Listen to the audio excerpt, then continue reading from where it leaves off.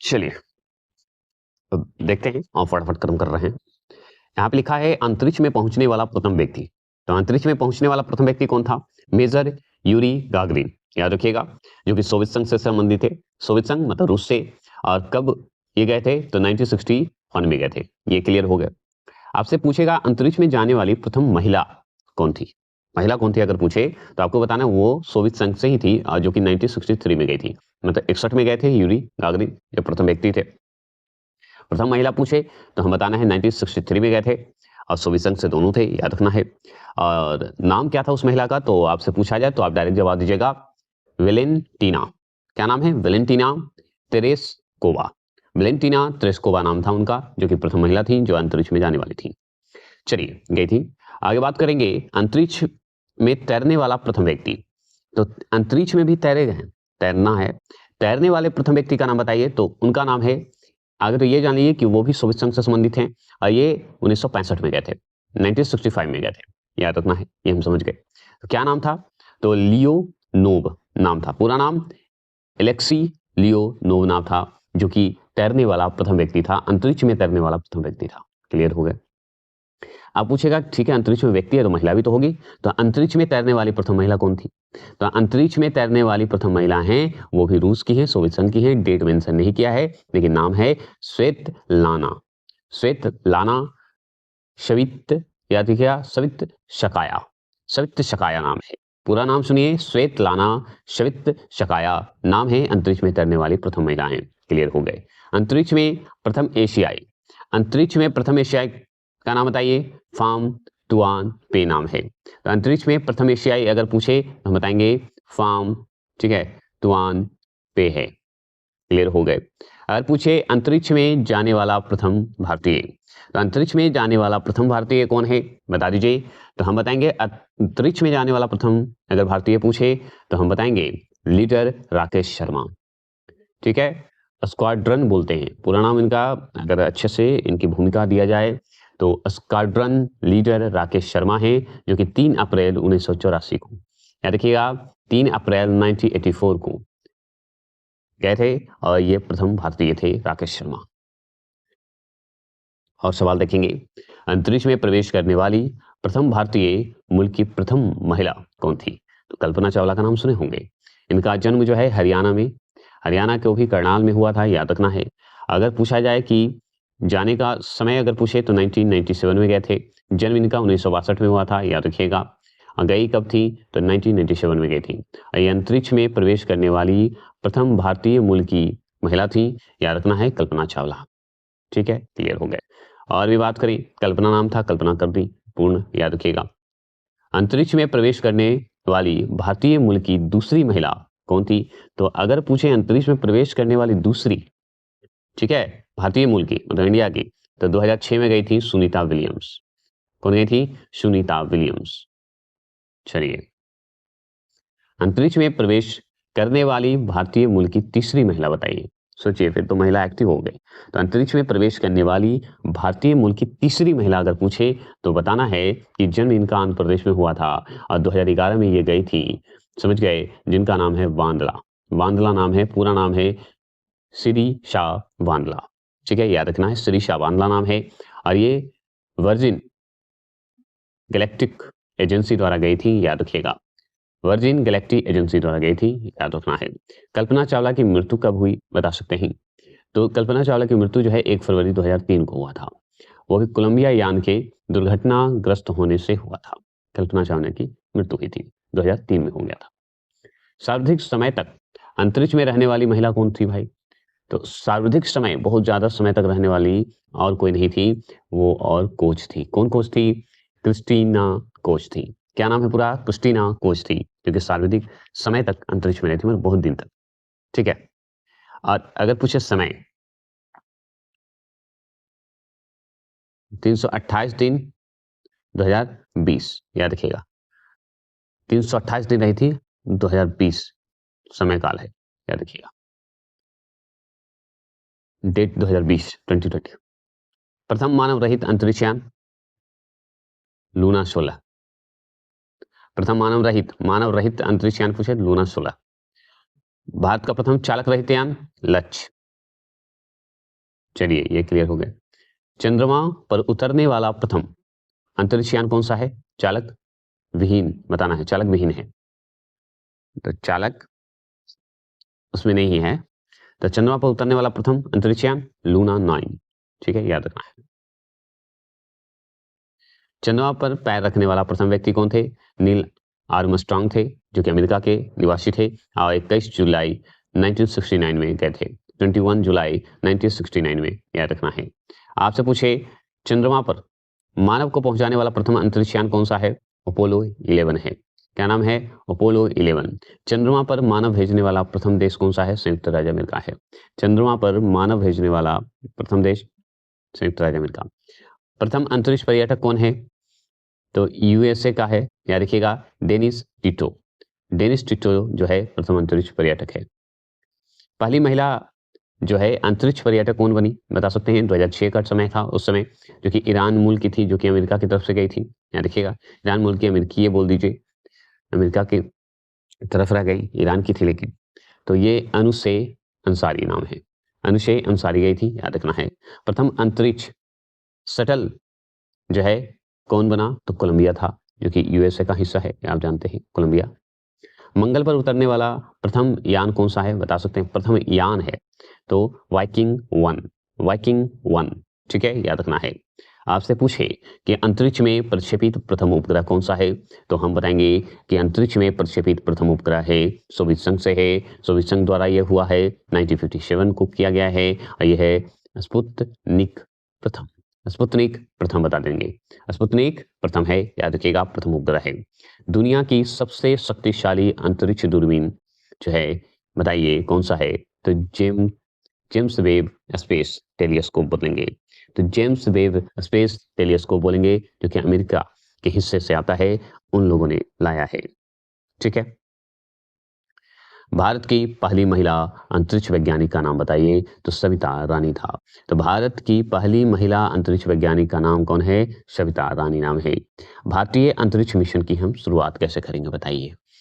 ठीक है, अब इस पे पढ़ेंगे, जिसमें हम चंद्रयान 1 को आगे लेंगे, फिर चंद्रयान 2, चंद्रयान 3 चलेंगे। तो चंद्रयान 1 की बात करते ही, तो चंद्रयान 1 का प्रक्षेपण तिथि मतलब डेट कब था? तो 22 अक्टूबर 2008 को शुरुआती हुआ था, 22 अक्टूबर 2008 को। अगर पूछे कि चंद्रयान के बारे में और जानते हैं, तो इसरो द्वारा यह सतीश धवन अंतरिक्ष केंद्र से ये शुरू किया गया। चंद्रमा पर पहुंचा कब? 14 नवंबर 2008 को पहुंचा। क्लियर हो गए, ये भी हो गए। चंद्रयान प्रक्षेपण यान अगर बात करें, रॉकेट की बात करें, तो कौन सा रॉकेट था? तो PSLV, ठीक है, XLC-11 था। पूरा नाम सुनिए, PSLV XLC-11 है, याद रखना है। आगे चलेंगे, तत्कालीन इसरो अध्यक्ष कौन है बता दीजिए? तो तत्कालीन इसरो अध्यक्ष हैं जी माधवन राय हैं, जी माधवन राय हैं, याद रखना है। चंद्रयान प्रथम जो है चंद्रमा के जिस स्थान पर उतरा था, उस स्थान का नाम है जवाहर पॉइंट रखा गया। क्या रखा गया? जवाहर पॉइंट रखा गया है। चंद्रयान 2 की बात करते हैं, किसकी बात करते हैं? चंद्रयान 2 की बात करते हैं। चंद्रयान 2 है प्रक्षेपण तिथि 22 जुलाई 2019 को, सोचिए 22 जुलाई 2019 को, ठीक है। और अगर पूछे कि इसरो द्वारा जो है कहां से सतीश धवन अंतरिक्ष केंद्र से, ये भी हुआ था चंद्रयान 2। चंद्रमा की कक्षा में प्रवेश कब किया था? तो 20 अगस्त 2019 को चंद्रयान 2 प्रवेश किया था। अब इसका रॉकेट कौन सा है, प्रक्षेपण यान कौन सा है? तो इसमें जो है प्रथम में तो PSLV था, ठीक है, XLC-11 था। इसमें क्या है? जी, याद रखिएगा, GSLV है, MK है 3, MK3 M1 है, समझ गए? GSLV MK3 M1 है प्रक्षेपण यान किसका? चंद्रयान 2 का। अब चंद्रयान 2 की बात अगर हो रही है, तो तत्कालीन इसरो अध्यक्ष उस समय कौन थे? तो के सिवान थे। किसके? चंद्रयान 2 के समय। चंद्रयान 2 के 3 हिस्से थे। चंद्रयान 2 के कितने हिस्से थे? 3 हिस्से। एक ऑर्बिटर था, लैंडर था जिसे विक्रम के नाम से जानते थे, एक रोवर था जिसे प्रज्ञान के नाम से जानते थे। याद रखिए, 3 हिस्से में बटा था चंद्रयान 2। चलिए अब चंद्रयान 3 की बात करते हैं। चंद्रयान 3 जो है इसका प्रक्षेपण समय जो बताया गया था तिथि 14 जुलाई 2023 को, 14 जुलाई 2023 को। क्लियर हो गए? चलिए अब 14 जुलाई 2023 है, तो इसरो द्वारा जो है ये भी निकला था। देखिए, चंद्रयान 2 हो, चंद्रयान 1, 2, 3 जितने भी होंगे इसरो द्वारा सतीश धवन अंतरिक्ष केंद्र से ही निकला है, याद रखिएगा। सफल लैंडिंग कब हुआ था? तो 23 अगस्त 2023 को। सोचिए 23 अगस्त 2023 को सफल लैंडिंग हुई थी चंद्रयान 3 का।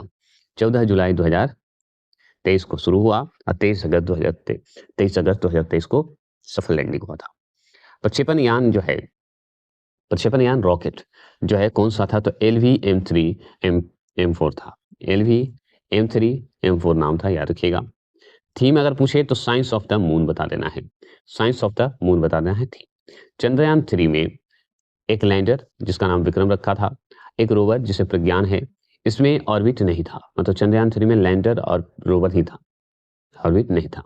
लैंडर जो है विक्रम चंद्रमा के जिस स्थान पर उतरा उसे हम शिव शक्ति बिंदु नाम दिया गया। क्या नाम दिया गया? शिव शक्ति बिंदु नाम दिया गया। उस समय इसरो के अध्यक्ष कौन थे चंद्रयान 3 के समय? तो हम बताएंगे एस सोमनाथ थे। दू में कौन था? तो के सिवान थे, याद रखना है। चलिए परियोजना के निदेशक, ठीक है, किसका? परियोजना का निदेशक की बात करें तो पी वीर मुथुवेल, याद रखिएगा। पी वीर मुथुवेल थे, याद रखिएगा। परियोजना के निदेशक के रूप में काम कर रहे थे, डायरेक्ट कर रहे थे। भारत जो है चंद्रमा के दक्षिण ध्रुव पर उतरने वाला पहला और चंद्रमा पर उतरने वाला चौथा देश बन गया है। देखिए भारत जो है चंद्रमा के दक्षिणी ध्रुव पर उतरने वाला अगर पूछेगा तो पहला, और चंद्रमा पर उतरने वाला तो चौथा बता देना है। मिशन आदित्य L1 की बात करेंगे, मिशन आदित्य L1 की बात करेंगे तो भारत का पहला सौर मिशन है जो इसरो द्वारा श्रीहरिकोटा से 2 सितंबर 2023 को PSLV C57 रॉकेट से लॉन्च होने के 127 दिन बाद 6 जनवरी 2024 को L1 बिंदु पर पहुंचा। फिर से सुन लीजिए कि मिशन आदित्य L1 हम पढ़ रहे हैं जो कि हमारे सूर्य से संबंधित है। तो भारत का पहला सौर मिशन जो हुआ था इसरो द्वारा हुआ था, और कहां से हुआ था? श्रीहरिकोटा से हुआ था। कब हुआ था? तो 2 सितंबर 2023 को। कौन से रॉकेट से? तो PSLV C57 द्वारा लॉन्च किया गया था। कितने दिन के बाद? तो 127 दिन के बाद। कहाँ पहुंचा? तो 127 दिन के बाद, मतलब कि 6 जनवरी 2024 को पहुंचा। और कहाँ पे पहुंचा? तो L1 बिंदु पर पहुंचा। क्लियर हो गए। अब L1 का अर्थ होता है, क्या होता है? लैग्रेंज पॉइंट होता है, लैग्रेंज पॉइंट 1 होता है। L1 और पृथ्वी की दूरी की बात करें तो 1.5 मिलियन किमी होता है, 1.5 मिलियन किमी होता है। इसरो के अध्यक्ष कौन थे उस समय? तो एस सोमनाथ ही थे, याद रखना है। प्रधान वैज्ञानिक कौन थे? तो डॉक्टर शंकर सुब्रमण्यम थे, याद रखना है, हेड वैज्ञानिक के रूप में। मार्स ऑर्बिट मिशन की बात करते हैं, MOM की बात करते हैं, ठीक है। मार्स ऑर्बिट मिशन की बात करते हैं तो मंगल के लिए, याद रखिए, मंगल के लिए भारत का पहला मिशन है, याद रखना है, ठीक है। मंगल के लिए पहला मिशन है। प्रक्षेपण तिथि बताया जा रहा है 5 नवंबर 2013, 5 नवंबर 2013 को इसरो द्वारा हुआ था। सतीश धवन केंद्र से हुआ था, याद रखना है। किसका? MOM का, मार्स के लिए, मंगल के लिए। प्रक्षेपण यान कौन सा था मंगल की यात्रा के लिए? तो PSLV XL C25 था। C25, C11 होता तो चेंज हो जाता है ना, चंद्रयान के लिए हो जाता। चलिए, तत्कालीन इसरो प्रमुख उस समय कौन थे? के राधाकृष्णन थे, के राधाकृष्णन थे उस समय अध्यक्ष। भारत में आर्यों का आगमन कब हुआ था? 1500 ईस्वी पूर्व में हुआ था। अब स्ट्रेटेजी में चेंज हो गया, अब हिस्ट्री आ गए। ऋग वैदिक काल का समय काल अगर पूछे तो 1500 से 1000 ईसा पूर्व बता देना है। उत्तर वैदिक काल का पूछे तो 1000 से 600 ईसा पूर्व बता देना है। महावीर जी का जन्म बताइए, महावीर जी का जन्म बताएंगे तो हम बताएंगे 540 ईसा पूर्व बता देंगे, 540 ईसा पूर्व बताएंगे। महावीर का निर्माण हुआ था, मृत्यु कब हुई थी? तो 468 ईसा पूर्व में हुआ था, मतलब 468 ईसा पूर्व में हुआ था। गौतम बुद्ध का जन्म कब हुआ था? तो 563 ईसा पूर्व में हुआ था, ठीक है, 563 ईसा पूर्व में हुआ था। गौतम बुद्ध का महापरिनिर्वाण बताइएगा, मतलब मृत्यु इनकी कब हुई थी? 483 ईसा पूर्व में हुआ था। जन्म 563 में हुआ था, ठीक है, याद रखना है। आगे चलेंगे, सिर्फ सुनते जाइए, याद हो जाएगा। सिकंदर का भारत पर आक्रमण कब किया? बताइए, सिकंदर जो है भारत पर आक्रमण कब किया था? तो 326 से 325 ईसा पूर्व के बीच किया था। अगर चंद्रगुप्त मौर्य की मृत्यु कब हुई थी? बताइए, चंद्रगुप्त मौर्य की मृत्यु हुई थी 298 ईसा पूर्व में हुआ था। अशोक द्वारा कलिंग पर विजय कब हुआ था? 261 ईसा पूर्व में हुआ था, मतलब 261 में हुआ था। विक्रम संवत का आरंभ कब हुआ? 8 ईसा पूर्व में हुआ था। शक संवत का आरंभ हुआ था 78, शक होगा तो 78 और विक्रम होगा तो 58। ठीक है, अब हिजरी संवत का आरंभ कब हुआ? तो हिजरी संवत का शुरुआत हुआ था 622 ईसा पूर्व में, 622 ईस्वी में, सॉरी 622 ईस्वी में। याद रखिएगा 58 ईसा पूर्व होगा विक्रम संवत और शक संवत जैसे ही आएगा तो ईस्वी में बदल जाएगा 78 ईस्वी। उसी तरह हिजरी संवत आया था 622 ईस्वी में, याद रखना है। अब बात करते हैं फाहियान की भारत यात्रा का समय बताइए, तो 405 से लेके 11 ईस्वी बता देना है। हर्षवर्धन का शासनकाल अगर पूछे तो 606 से लेके 647 ईस्वी बता देना है। हेंगशांग का भारत यात्रा बता दीजिए तो 630 ईस्वी बता देना है। ठीक है, पहले फाहियान फिर हर्षवर्धन का शासनकाल। ठीक है, फाहियान के बाद हिंगशांग आया था, याद रखना है, ये बात है। हर्षवर्धन तो शासन कर रहा था। चीनी यात्री इतिशांग का बिहार भ्रमण, ठीक है, चीनी यात्री इतिशांग का बिहार भ्रमण बता अगर पूछे आपसे तो 673 ईस्वी बता देना है, 673 बता देना है। भारत पर प्रथम मुस्लिम आक्रमण हुआ था 712 ईस्वी में, 712 ईस्वी में। सोमनाथ मंदिर पर आक्रमण हुआ था 1025 में, मतलब 1025 में, याद रखना है, तो 1025 में। तराइन का प्रथम युद्ध हुआ था 1191 में, 1191 में, मतलब 1191 में।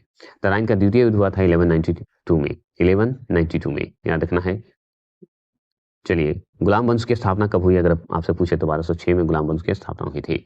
इब्न बतूता का भारत जो है आगमन कब हुआ था? तो इब्न बतूता का भारत आगमन हुआ था 1333 ईस्वी में। कब हुआ था? 1333 ईस्वी में। अगर पूछे विजयनगर साम्राज्य की स्थापना कब हुई तो 1336 ईस्वी में। विजयनगर साम्राज्य की स्थापना हुई थी 1336 ईस्वी में। तैमूरलंग जो है का भारत पर आक्रमण कब हुआ था? तो 1398 ईस्वी में, मतलब 1398 ईस्वी में होगा। गुरु नानक देव जी का जन्म बताया जाए तो बताइएगा 1469 बता देना है, 1469, याद रखना है। वास्को डी गामा का भारत आगमन कब हुआ? 1498 में हुआ था, 1498 में हुआ था। आगरा शहर की स्थापना कब हुई? 1504 में हुआ था, 1504 में हुआ था। चौसा का युद्ध कब हुआ? तो 1539 में हुआ, चौसा का युद्ध 1539 में। कन्नौज या विलग्राम का युद्ध कब हुआ? तो 1540 में। ठीक है, 1540 ईस्वी में। पानीपत का प्रथम युद्ध जो हुआ था वो था 1526 ईस्वी में। पानीपत का द्वितीय युद्ध कब हुआ था? तो 1556 ईस्वी में। पानीपत का तीसरा युद्ध जो हुआ था 1761 ईस्वी में। अकबर का जन्म कब हुआ? 1542 ईस्वी में। ये सब सुनते जाइएगा। अकबर का राज्यरोहण, मतलब फिर से बैठा दोबारा था 1556 में, राज्यरोहण हुआ था। शेख कहिए उनको, शेख कह सकते हैं अकबर को कि हुआ था, रजब शेख। हल्दी घाटी का युद्ध कब हुआ? 1576 में। हल्दी घाटी का युद्ध 1576। दीन ए इलाही धर्म की स्थापना कब हुआ? 1582 में। दीन ए इलाही की धर्म की स्थापना 1582 में। ईस्ट इंडिया कंपनी की स्थापना 1600 ईस्वी में हुआ था, 1600 ईस्वी में हुआ था। अकबर द्वारा मनसबदारी का आरंभ जो हुआ था 1574 में हुआ था, 1574 ईस्वी में हुआ था। प्लासी का युद्ध जो है 1757 में ईस्वी में हुआ था। ठीक है, प्लासी का युद्ध 1757 में हुआ था। अलीनगर की संधि जब हुई थी तो 1757 में ही हुआ था। देखिए, प्लासी का युद्ध भी 1757 मतलब 1757, और उसी तरह अलीनगर की भी संधि भी उसी समय हुआ था। बिदरा का युद्ध हुआ था जो कि 1759 में हुआ था। बिदरा का युद्ध 1759 में होगा, याद रखिएगा। ठीक है, 1759 में। बक्सर का युद्ध हुआ था 1764 में, 1764 में, याद रखिएगा। प्रथम आंग्ल मैसूर युद्ध हुआ था कब हुआ था जानते हैं? 1700 मतलब 1767 से लेकर 69 के बीच तक चला था। प्रथम आंग्ल मैसूर युद्ध चला था, तो 69 तक चला था। ठीक है, 1767 से लेकर 1769, 69 को बोलते हैं। द्वितीय आंग्ल मैसूर युद्ध अगर पूछे तो 1780 से लेकर 1784 बता देना है, मतलब 1784 तक चला था। तृतीय आंग्ल मैसूर युद्ध जो हुआ था 1790 से लेकर 1792 तक हुआ था, मतलब 1792 तक हुआ था। चतुर्थ आंग्ल मैसूर युद्ध जो हुआ था वो हुआ था 1799 में हुआ था। सन्यासी विद्रोह जो हुआ था वो हुआ था 1770 में हुआ था। संथाल विद्रोह जो हुआ है वो हुआ है 1855 से लेकर 56 के तक हुआ है, मतलब 1855 से लेकर 1856 तक हुआ है संथाल विद्रोह। अब चलिए गवर्नर जनरल एवं वायसराय की बात करते हैं। किसकी बात करते हैं? गवर्नर जनरल एवं वायसराय की बात करेंगे। तो सुनिए, बंगाल का प्रथम गवर्नर जनरल अगर पूछे तो बता देना है वारेन हेस्टिंग था। तो बंगाल का प्रथम गवर्नर जनरल पूछे वारेन हेस्टिंग। भारत का प्रथम गवर्नर जनरल पूछे तो क्या बताना है? विलियम बेंटिक बताना है। बंगाल का पूछेगा तो वारेन हेस्टिंग, और भारत का प्रथम गवर्नर जनरल पूछेगा, ठीक है, तो विलियम बेंटिक। अगर पूछे स्वतंत्र भारत का प्रथम गवर्नर जनरल पूछे तो लॉर्ड माउंटबेटन। स्वतंत्र भारत हुआ तो उस समय लॉर्ड माउंटबेटन था। भारत का अंतिम गवर्नर जनरल कौन था? लॉर्ड कैनिंग था। भारत का अंतिम गवर्नर जनरल, देखिए अंतिम गवर्नर जनरल पूछे, स्वतंत्र भारत का प्रथम गवर्नर जनरल, ये बाद में जाके गवर्नर जनरल फिर बन गया था, वायसराय हट के, याद रखिएगा। और भारत का अंतिम गवर्नर जनरल उस समय पूछे ना, तो बताना है लॉर्ड कैनिंग, क्योंकि इसके बाद वायसराय में आ गया था। तो बनेगा कौन? जब अंतिम ये है तो प्रथम भी यही वायसराय बनेगा। क्लियर हो गया, वायसराय में कन्वर्ट हो गया। तो भारत का प्रथम वायसराय लॉर्ड कैनिंग और अंतिम गवर्नर जनरल लॉर्ड कैनिंग। पिंडारियों का दमन किया था, पिंडारियों का दमन कौन किया था? लॉर्ड हेस्टिंग ने किया था, मतलब हेस्टिंग ने किया था। बंगाल के द्वैत शासन लाया कौन? रॉबर्ट क्लाइव ने लाया, रॉबर्ट क्लाइव ने लाया था। बंगाल में अस्थायी बंदोबस्त कौन लाया? तो कर्नवालिस लाया था, याद रखना है, कर्नवालिस लाया था। अगर पूछे भारत में सिविल सेवा का जनक किसे माना गया? कर्नवालिस को माना गया, याद रखना है। बंगाल का विभाजन कौन किया? कर्जन किया था। ठीक है, लॉर्ड कर्जन बोलिए या कर्जन बोलिए, हम तो कर्जन बोलेंगे। रेलवे बोर्ड का गठन कौन किया? कर्जन किया। रेलवे बोर्ड का गठन कर्जन। अगर पूछे आपसे बंगाल विभाजन तो कर्जन, याद रखना है। अगर पूछे बंगाल विभाजन रद्द कौन किया? तो रद्द करने वाला और कोई नहीं था, हार्डिंग ड्यूटी था, हार्डिंग ड्यूटी था। भारत में रेलवे की स्थापना कब हुई? मतलब कौन किया? लॉर्ड डलहौजी ने किया था, मतलब डलहौजी का नाम आता है। भारत में डाक की स्थापना डलहौजी ने किया। देखिए, रेलवे की शुरुआत डलहौजी, डाक की शुरुआत डलहौजी। पहली बार पाकिस्तान की मांग जो है किसने किया? लिन लिथगो ने किया था, यही तो बदमाशी किया था। जलियांवाला बाग हत्याकांड के समय कौन था गवर्नर? जेम्स फोर्ड था। ठीक है, जब पहली बार पाकिस्तान की मांग हुई उस समय कौन था? तो ये लिन लिथगो था, याद रखिएगा। और अगर जलियांवाला बाग जब हत्याकांड हुआ उस समय कौन था गवर्नर? तो बताना है जेम्स फोर्ड था, मतलब वायसराय बोलिए। सती प्रथा, सती प्रथा का जो है अंत हुआ था 1829 में। ठीक है, ठगी प्रथा का भी अंत हुआ 1830 में। तो उस समय जो है गवर्नर कौन था? विलियम बेंटिंग था। ठीक है, कौन था? विलियम बेंटिंग था। अगर प्रथम फैक्ट्री जो अधिनियम पारित हुआ उस समय कौन गवर्नर था? तो बताएंगे रिपन था। अलीगढ़ मुस्लिम विश्वविद्यालय की स्थापना जो हुई 1920 में, उस समय कौन था? तो लॉर्ड जेम्स फोर्ड के समय हुआ था, उस समय जेम्स फोर्ड था सत्ता पे। संविधान सभा के प्रथम बैठक कौन, बैठक जब हो रहा था संविधान सभा का प्रथम बैठक हुआ उस समय कौन था? बेवेल था, याद रखिएगा, बेवेल बोलिए या बेवेल बोलिए। अगर मान लीजिए मुंबई की बात करें, किसकी बात करें? मुंबई, मुंबई की बात करें, कलकत्ता और मद्रास के हाई कोर्ट की स्थापना जो हुई थी 1862 में, तो उस समय कैनिंग के समय हुआ था। तो मुंबई में, कलकत्ता में, मद्रास के हाई कोर्ट की स्थापना जो हुई थी कब? 1862 में। उस समय कैनिंग का समय था, कैनिंग सत्ता पे था। Home rule, home rule league की स्थापना तथा चंपारण सत्याग्रह जो है 1917 में जो हुआ था, उस समय जब हो रहा था तो उस समय कौन था अंग्रेज की तरफ से शासन कर रहा था? तो जेम्स फोर्ड के समय हो रहा था, जेम्स फोर्ड उस समय सत्ता पे था। अगर आपसे पूछे कि सहायक संधि की शुरुआत तथा फोर्ट विलियम कॉलेज की स्थापना जो हुई 1800 में, फोर्ट विलियम कॉलेज की स्थापना हुई 1800 ईस्वी में, उस समय जो है अंग्रेज की तरफ से कौन शासन कर रहा था? तो हम बताएंगे वेले जली था। कौन था? वेले जली था, याद रखना है। भारत में सहायक संधि का प्रयोग जो है किसने किया? बताएंगे तो डुप्ले ने किया था। अगर महारानी विक्टोरिया, ठीक है, कैसरे हिंद की उपाधि से सम्मानित जो है 1877 में किसको किया था? कौन से अंग्रेज को किया था? तो लॉर्ड लिटन को। कैसरे ए हिंद की उपाधि से महात्मा गांधी का भी हुआ था, आप जानते हैं, लेकिन वापस कर लिया था जलियांवाला बाग हत्याकांड के बाद, वापस कर लिए थे गांधी जी, आप जानते हैं। महारानी विक्टोरिया ने कैसरे हिंद की उपाधि से सम्मानित किया था 1874 में लिटन को। ठीक है, आगे चलते हैं। अंग्रेजों या अंग्रेजी को शिक्षा का माध्यम बनाया। अंग्रेज जो है अंग्रेजी को शिक्षा का माध्यम बनाया। 1835 का समय था उस समय, तो उस समय कौन था सत्ते पे? तो लॉर्ड विलियम बेंटिंग था, यही करवाया था, याद रखना है, विलियम बेंटिंग था।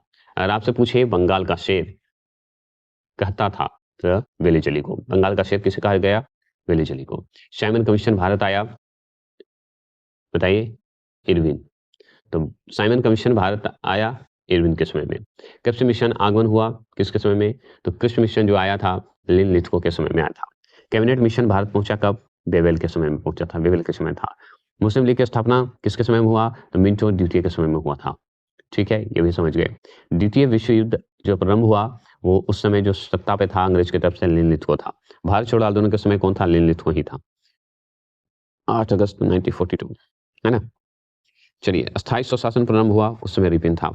सविनय आंदोलन जब शुरू हुआ तो इरविन उस समय सत्ता पर था। असहयोग आंदोलन शुरू जब हुआ जेम्स फोर्ड था, याद रखना है। कांग्रेस का जब जन्म होना शुरू हुआ तो उस समय डफरिन, याद रखिए, डफरिन के समय में हुआ था, याद रखना है। भारतीय प्रेस का मुक्तिदाता जब चला था उस समय कौन था? उस समय मिटकॉफ था, याद रखना है, कौन था? मिटकॉफ का नाम आता है। किसका नाम आता है? मिटकॉफ का। नरबली प्रथा का अंत जब हो रहा था उस समय अंग्रेज की तरफ से कौन था? हार्डिंग द्वितीय था। दास प्रथा का उन्मूलन हुआ, दास प्रथा का उन्मूलन किया गया तो एलिन बरो ने किया था। एलिन बरो ने किया था, याद रखिएगा उस समय अंग्रेज में यही बैठा हुआ था। अगर पूछे भारत में जनगणना की शुरुआत करने का श्रेय किसे जाता है? मेयो को जाता है, ये हम पढ़ चुके हैं।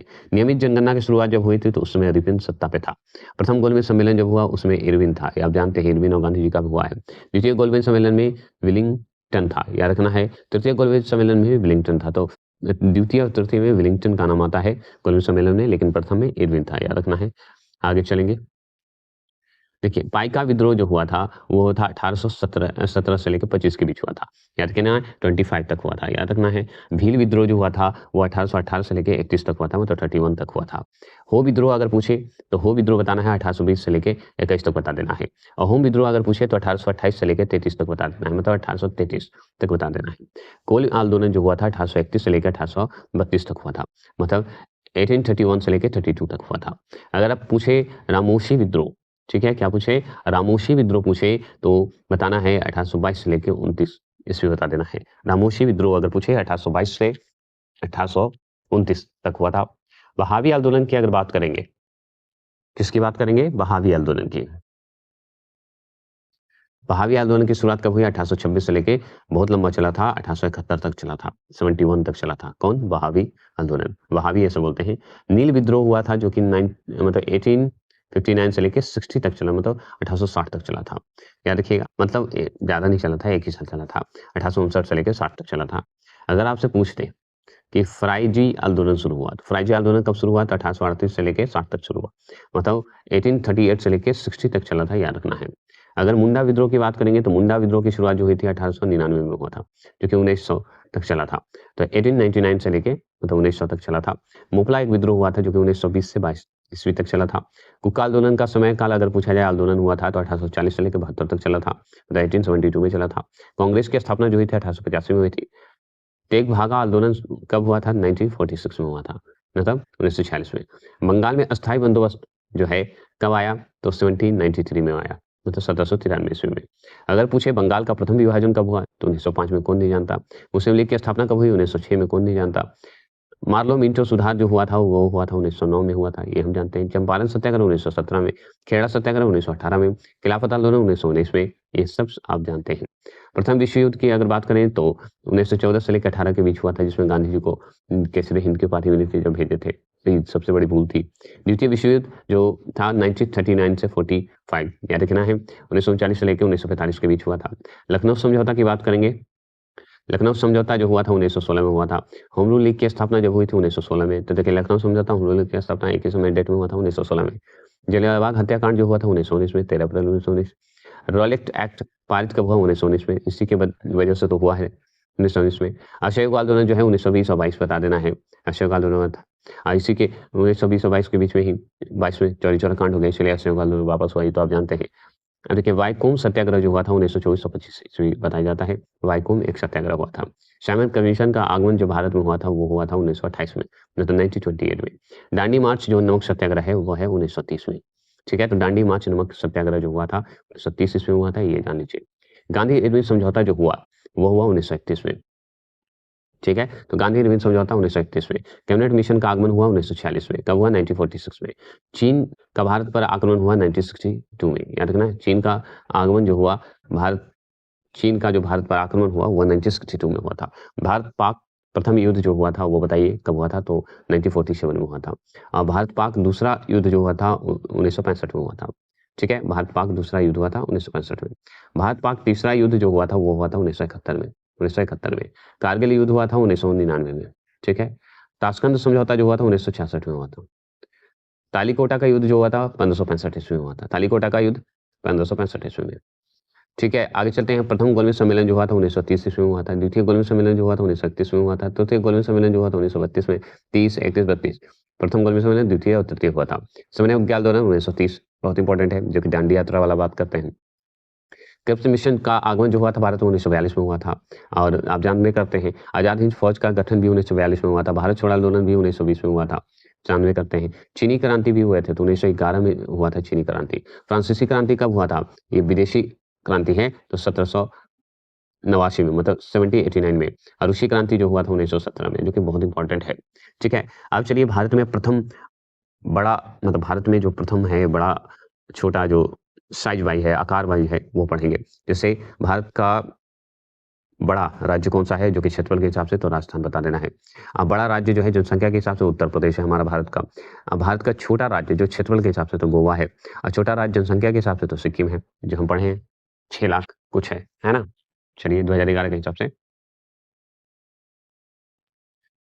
चलिए आगे चलते हैं, ऊँची चोटी। क्या बोलिएगा? ऊँची चोटी।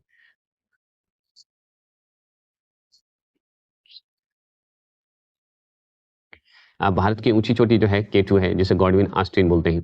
सबसे लंबी नदी कौन-सी है? गंगा है भारत की, हम जानते हैं। सबसे चौड़ी नदी अगर पूछे भारत की तो ब्रह्मपुत्र बता देना है। दक्षिण भारत की लंबी नदी कौन-सी है? गोदावरी है, दक्षिण भारत की, जिसे बूढ़ी गंडक भी बोलते हैं। भारत की सबसे लंबी सहायक नदी कौन-सी है? तो यमुना नदी सबसे लंबी सहायक नदी है। ऊँचा झरना, भारत का ऊँचा झरना या चौड़ा, ये में अगर देखा जाए तो जोग या गरसुप्पा बोलते हैं, याद रखिएगा, झरना है। और भारत की बड़ी झील कौन-सी है? चिल्का झील है, जो कि उड़ीसा में है। ताजे मीठे जल की बड़ी झील कौन-सी है? तो बुलर झील है, ये आप जानते हैं भारत की। अगर भारत की खारे जल की सबसे, मतलब नमकीन बड़ी झील चिल्का झील है, हम जानते हैं। भारत की सबसे ऊँची झील जो है वो सिक्किम में है, चोलामू है, चोलामू, याद रखिएगा। अगर मान लीजिए पूछे बड़ी कृत्रिम झील अगर पूछे भारत की तो गोदावरी, बल्लभ पंत सागर है, आप जानते हैं। भारत का लंबा समुद्री तट कौन-सा है? तो मरीना बीच है, जो कि चेन्नई में है। लंबी तटरेखा वाला राज्य कौन-सा है भारत का? तो गुजरात है। छोटी तटरेखा वाला राज्य कौन-सा है भारत का? तो गोवा है, ये आप जानते हैं। और भारत की लंबी तटरेखा और प्रायद्वीपीय राज्य कौन-सा है? तो आंध्र प्रदेश है, ये आप जानते हैं। लंबी तटरेखा भी है और प्रायद्वीपीय राज्य के रूप में भी इसे रखा गया है आंध्र प्रदेश को। भारत का ऊँचा बाँध अगर पूछे तो टिहरी बाँध है, जो कि उत्तराखंड में है। और लंबा बाँध अगर पूछे भारत का तो हम हीराकुंड बताएँगे, जो कि महानदी पे बनाया गया है। अगर मान लीजिए लंबा राष्ट्रीय राजमार्ग अगर पूछे तो बताना है ए NH-44 अब हो गया है, याद रखिएगा। तो NH-44 बता देना है। अगर जो है राजमार्ग की बात करें, भारत की छोटी राजमार्ग जो है अब बहुत सारे चेंज हो गए हैं। पहले उल्टा था, ठीक है? अब हो गया NH-548, मतलब 548, NH-548 जो है सबसे छोटी राजमार्ग है। और एक और है NH-118, ये भी सबसे छोटा है, याद रखना है। सबसे लंबी सड़क, भारत की सबसे लंबी सड़क ग्रैंड ट्रंक रोड है, जो कि सिरसा सूरी की कृपा से ये बना है। बड़े रेगिस्तान की बात करें तो बड़े रेगिस्तान जो है हमारे भारत का थार है, जो कि राजस्थान में है। बड़ा डेल्टा हमारा भारत का तो सुंदरबन है, जो कि पश्चिम बंगाल में है। भारत का लंबा नदी पुल कौन-सा है? तो हम बताएँगे भूपेन हजारिका सेतु, ये बहुत लंबा हो गया है अब। भारत की लंबी सड़क सुरंग जो है कौन-सा है? श्यामा प्रसाद मुखर्जी सुरंग है, याद रखना है। लंबी रेल सुरंग जो है पीर पंजाल जम्मू कश्मीर, याद रखना है। भारत के रेल मार्ग की बात करें, लंबा रेल मार्ग जो है डिब्रूगढ़ से कन्याकुमारी तक चलती है। अगर पूछे भारत की लंबा रेलवे प्लेटफ़ॉर्म तो हुबली अब हो गया है कर्नाटक, यानी कि हुबली कर्नाटक रेलवे स्टेशन, याद रखना है। सबसे बड़ा प्राकृतिक बंदरगाह भारत का बताइए कौन है? मुंबई है। और पूछेगा आपसे कि सबसे बड़ा सर्वोच्च सम्मान जो है भारत का कौन-सा है? भारत रत्न है। अगर सबसे बड़ा सैनिक सम्मान जो है भारत का क्या है? तो परमवीर चक्र है। क्या है? परमवीर चक्र है। ऊँचा जलप्रपात, भारत का ऊँचा जलप्रपात जो है वो क्या है? कर्नाटक का है। याद रखना है, कुंचिकल है, याद रखना है, कुंचिकल बोलते हैं इसे। ऊँचा जलप्रपात है, कर्नाटक में है। भारत की लंबी नहर कौन-सी है? इंदिरा गांधी नहर है, जो कि राजस्थान में है। ठीक है? अगर पूछे भारत में जो ऊँचाई वाला दरवाज़ा होता है, ऊँचाई दरवाज़ा तो बुलंद दरवाज़ा है, जो कि उत्तर प्रदेश में है। बड़ा लिवरपूल, भारत का बड़ा लिवरपूल कौन-सा है? भागीरथी और अलकनंदा है, याद रखना है। सॉरी, बड़ा लिवरपूल जो है हावड़ा ब्रिज है, जो कि पश्चिम बंगाल में है। गहरी नदी घाटी जो है कौन-सा है? तो भागीरथी और अलकनंदा है, याद रखिएगा। इन दोनों का मिलन को क्या कहते हैं? कमेंट कीजिए, नहीं तो वेट कीजिए।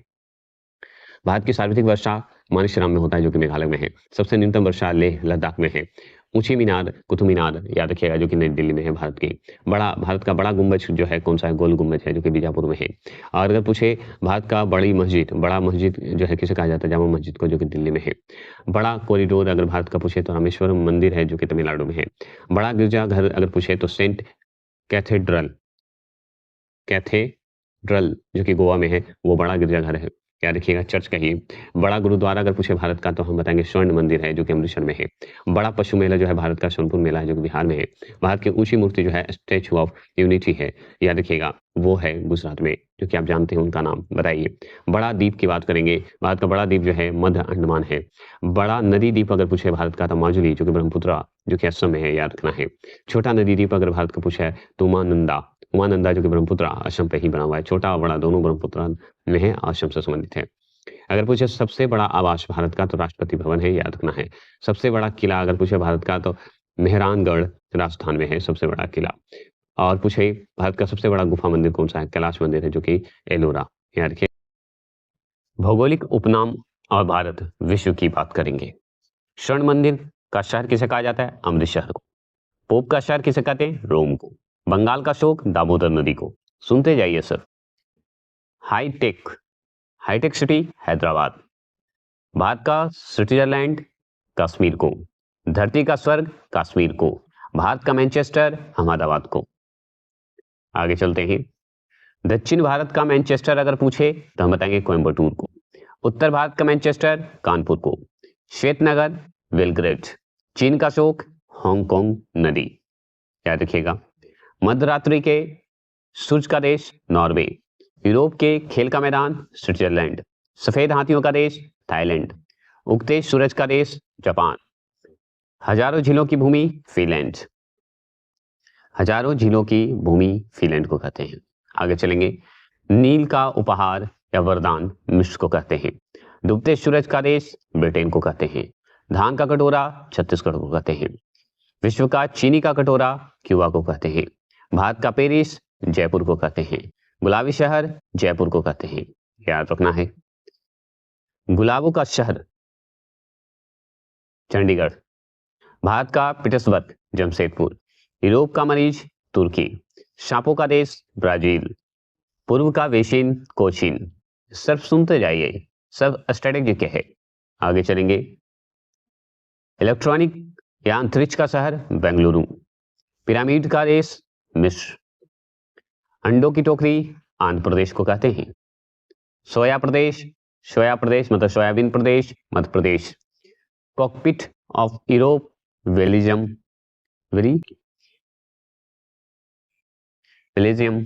भारत का प्रवेश द्वार मुंबई। भारत का मसालों का बगीचा हमारा Kerala. City of golden gate San Francisco. इस्पात नगरी जमशेदपुर।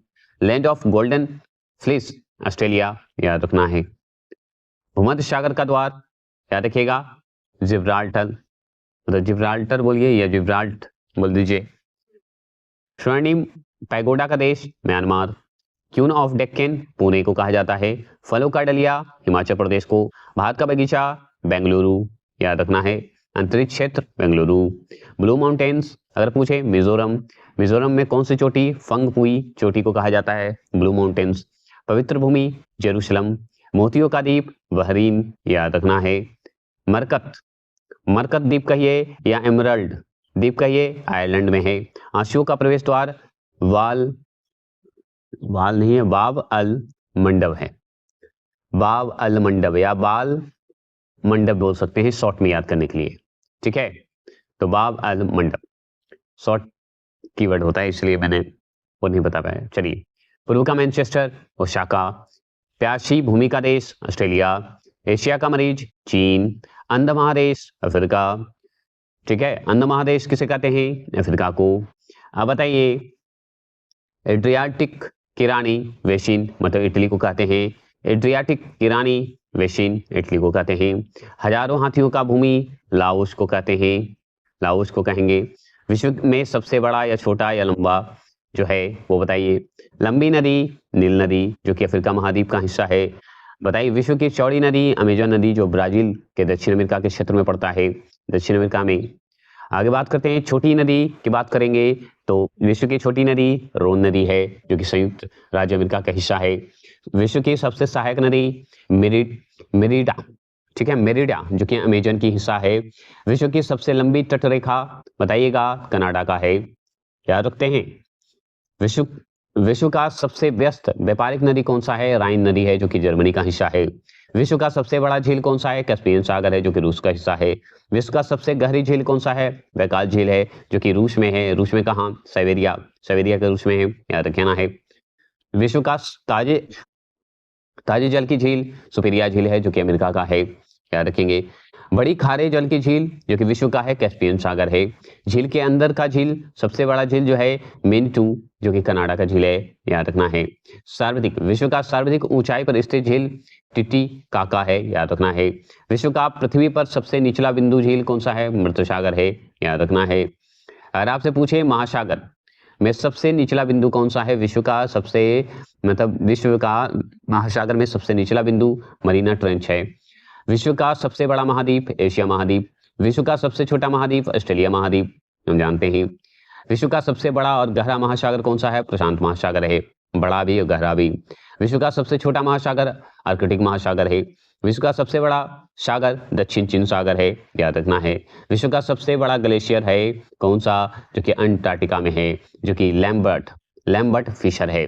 लैम्बर्ट फिशर जो है सबसे बड़ा ग्लेशियर है विश्व का सबसे बड़ा बंदरगाह न्यूयॉर्क है, जो कि संयुक्त राज्य अमेरिका का है। सबसे बड़ा देश जो कि क्षेत्रफल के हिसाब से रूस है, जो कि यूरोप महाद्वीप का हिस्सा है। विश्व का सबसे छोटा देश क्षेत्रफल के हिसाब से वेटिकन सिटी है, याद रखना है। विश्व का सबसे बड़ा देश जो कि जनसंख्या के हिसाब से भारत है, दूसरा हमारा चीन है। अब दूसरा हो गया भारत, पहला हो गया, याद रखिएगा। विश्व का सबसे छोटा देश जो है जनसंख्या के हिसाब से वेटिकन सिटी है, जनसंख्या के कहिए क्षेत्रफल के हिसाब से सबसे छोटा है। सबसे लंबी सीमा वाला देश कौन सा है, कनाडा है, सबसे लंबी सीमा वाला देश कनाडा है। अगर पूछे सर्वाधिक सीमा वाला देश कौन सा है, चीन है, जो कि 13 देशों से जुड़ा हुआ है, याद रखिएगा, सर्वाधिक सीमा वाला देश। और सबसे छोटी सीमा वाला देश जिब्राल्टर है। सबसे बड़ा विश्व में सबसे बड़ा द्वीप कौन सा है, ग्रीनलैंड है, जो कि आर्कटिक महासागर का हिस्सा है। विश्व का सबसे छोटा द्वीप जो है बिशप रॉक है, जो कि इंग्लैंड यूके का हिस्सा है, याद रखिएगा। विश्व का सबसे बड़ा द्वीप समूह जो है इंडोनेशिया है, द्वीप समूह इंडोनेशिया है। विश्व का सबसे बड़ा प्रायद्वीपीय जो है वो अरब प्रायद्वीपीय है, विश्व का सबसे बड़ा प्रायद्वीपीय अगर पूछे तो अरब प्रायद्वीपीय। विश्व का सबसे बड़ा नदी द्वीप माजुली द्वीप है, जो कि ब्रह्मपुत्र असम से जुड़ा हुआ है। विश्व का सबसे छोटा द्वीप जो नदी द्वीप है वो है ब्रह्मपुत्र असम से जुड़ा है, उमानंदा है, याद रखना है। विश्व का सबसे बड़ा डेल्टा सुंदरवन डेल्टा, जो कि भारत का हिस्सा है। देखिए अगर पूछे विश्व का सबसे ऊंचा बांध तजाकिस्तान में है, कौन सा है भाई, बता दीजिए। तो रोगुन स्की बोलिएगा, याद रखिएगा, रोगुन स्की बोल दीजिए। विश्व का सबसे ऊंचा पर्वत शिखर कौन सा है, माउंट एवरेस्ट है, जो कि नेपाल का हिस्सा है। विश्व का सबसे लंबी पर्वतमाला दक्षिण अमेरिका है, जो कि एंडीज पर्वतमाला है। विश्व का सबसे ऊंची पर्वतमाला एशिया है, जो कि हिमालय का है, याद रखना है। विश्व का सबसे चौड़ा जलप्रपात कौन सा है, खून जलप्रपात है, जो कि लाओस का है। विश्व का सबसे ऊंचा जलप्रपात जो है एंजिल है, जो कि वेनेजुला है। विश्व का सबसे लंबा जल डमरू मध्य जो है तातारस्की है, तातारस्की है, याद रखेंगे। सबसे चौड़ा जल डमरू मध्य जो है किसका है, तो डेविस का है, याद रखना है। चलिए आगे चलें। सबसे बड़ा रेगिस्तान जो है, विश्व का सबसे बड़ा रेगिस्तान जो है सहारा है, जो कि उत्तरी अफ्रीका है, याद रखेंगे, ठीक है, उत्तरी अफ्रीका है। एशिया का सबसे बड़ा रेगिस्तान जो है गोबी है, जो कि मंगोलिया का है। सबसे बड़ा लंबा नहर कौन सा है, स्वेज नहर है, याद रखना है। सबसे व्यस्त नहर अगर पूछे विश्व का तो हम बताएंगे किल नहर है।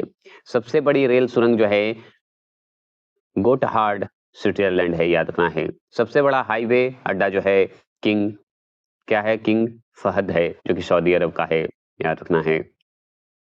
विश्व का सबसे ऊंचा पठार जो है पामीर का पठार है, जो कि तिब्बत का हिस्सा है। विश्व का सबसे ऊंचा इमारत जो है बुर्ज खलीफा है, जो कि दुबई का है, याद रखना है। बड़ा बौद्ध मंदिर जो है, विश्व का बड़ा बौद्ध मंदिर जो है बोरोबुदुर है, जो कि इंडोनेशिया का हिस्सा है।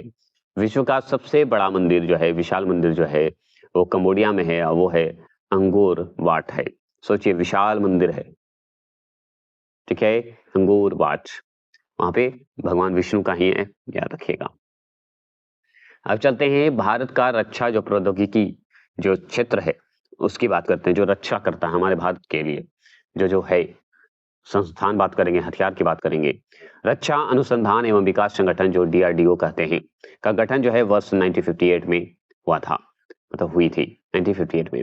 DRDO का आदर्श वाक्य क्या है पता है, वलस्य मूल्यम विज्ञानम, वलस्य मूल्यम विज्ञानम, याद रखिएगा, मतलब हम लोग के विकास के लिए, बालकों का विकास के लिए, याद रखिएगा, विज्ञान महत्वपूर्ण है। DRDO का मुख्यालय जो अगर पूछे नई दिल्ली बता देना है। भारत के मिसाइल मैन के रूप में, ठीक है, APJ अब्दुल कलाम को जाना जाता है। भारत के मिसाइल मैन के रूप में APJ अब्दुल कलाम को जाना जाता है। वैज्ञानिक तथा औद्योगिक अनुसंधान परिषद जिसे CSIR की स्थापना अगर पूछे तो हम बताएंगे 1942 में हुआ था, जिसका मुख्यालय नई दिल्ली है। तो देखिए वैज्ञानिक औद्योगिक अनुसंधान परिषद को हम CSIR के रूप में जानते हैं शॉर्ट में, इसकी स्थापना 1942 में हुई थी। मुख्यालय पूछे, हेडक्वार्टर पूछे तो नई दिल्ली बता देना है। CSIR का अध्यक्ष अगर पूछे भारत का प्रधानमंत्री होता है, याद रखना है। एकीकृत निर्देशित मिसाइल विकास कार्यक्रम जो है, जिसे हम IGMDP बोलते हैं, को औपचारिक रूप से 26 जुलाई 1983 को, मतलब 1983 को भारत सरकार की मंजूरी मिली थी। याद रखिएगा, IGMDP को। पृथ्वी, अग्नि, त्रिशूल, आकाश और नारा, सॉरी नारा बोल रहा हूँ, नाग। तो पृथ्वी, अग्नि, त्रिशूल, आकाश और नागा, मतलब नाग जो है, नागा मतलब नाग, ठीक है, नागा बाबा नहीं, नाग, सांप, स्नेक। IGMDP के तहत जो है विकसित मिसाइल है, मतलब कि जो औपचारिक रूप से जो IGMDP को मिला था 26 जुलाई 1983 को भारत सरकार की मंजूरी, तो इसी के लिए मिला था, पृथ्वी, अग्नि, त्रिशूल, आकाश और नाग विकसित करने के लिए। भारत का पहला मिसाइल अगर पूछे तो सबसे पहले हम पृथ्वी को बताएंगे, दूसरा अग्नि को बताएंगे। अब पृथ्वी की बात हो रही तो सुनिए, पृथ्वी का काम क्या था कि जमीन से जमीन पर मार करने वाला बैलिस्टिक मिसाइल है। जमीन से जमीन की मार करेगा, याद रखिएगा, जिसका प्रथम सफल परीक्षण जो है 25 फरवरी 1988 को किया गया था। कब किया गया था? 25 फरवरी 1988 को किया गया था। अब देखिए दूसरा है अग्नि। अग्नि का काम क्या है कि जमीन से जमीन तक ही मार करेगा, अग्नि भी, मतलब पृथ्वी जैसे जमीन से जमीन तक मार करता था, बैलिस्टिक मिसाइल है, ये भी बैलिस्टिक ही मिसाइल है, ठीक है। तो जो अग्नि भी जमीन से जमीन मार करेगा, इसका प्रथम सफल परीक्षण कब हुआ? तो 22 मई 1989 को। देखिए 88 को हुआ, 25 फरवरी 88 को पृथ्वी का, और 22 मई 1989 को, एक साल बाद, अग्नि का। फिर त्रिशूल आया। त्रिशूल क्या था कि त्रिशूल जो है कम दूरी का जो है जमीन से हवा में मार करने वाला मिसाइल है। अब शंकर भगवान का त्रिशूल है, तो जमीन से हवा में मारिए या हवा से जमीन पर मारिए, है ना। तो ये जो त्रिशूल बनाया गया था मानव द्वारा, ये बनाया गया जमीन से हवा की ओर मारने वाला मिसाइल है, जिसका पहला सफल परीक्षण हुआ था 5 जून, याद रखिए 5 जून 1989 को। मतलब कि जैसे ही वो खत्म हुआ अग्नि, उसी बाद त्रिशूल का हुआ परीक्षण। चलिए अब नाग की बात करते हैं। नाग एक टैंकर रोधी मिसाइल है, टैंकर है ये, नाग जो है टैंकर है, याद रखिएगा। नाग का अगर पूछे सफल परीक्षण कब हुआ? 24 नवंबर 1990 को हुआ था, एक साल बाद हुआ था, 24 नवंबर 1990 में किया गया था। इसे क्या है कि दागो और भूल जाओ, टैंकर रोधी मिसाइल भी कहा जाता है। तो दागिया भूल जाइए, यही नाग है। नाग का मतलब निकल गया तो डस के निकलेगा, भूल जाइए क्या वो लौटेगा, डस ही लेगा, ये बात था। अब चलते हैं आकाश की बात करते हैं। आकाश जो है ये जमीन से हवा में बात करता है। आकाश है ही तो जमीन से हवा में मारेगा, आकाश ऊपर है तो हवा में मारेगा। तो मार करने वाला बहुलक्ष्यीय प्रक्षेप जो शास्त्र है, प्रक्षेपा शास्त्र, वो शस्त्र है, याद रखिएगा, प्रक्षेपा शस्त्र है। इसका अगर सफल रूप से परीक्षण किया गया तो 14 अगस्त 1990 को किया गया था। सोचिए, आकाश का मतलब ही है, नाम ही पड़ा कि जमीन से आकाश में मारेंगे, मतलब हवा में मारेंगे, तो आकाश में मारेगा ना।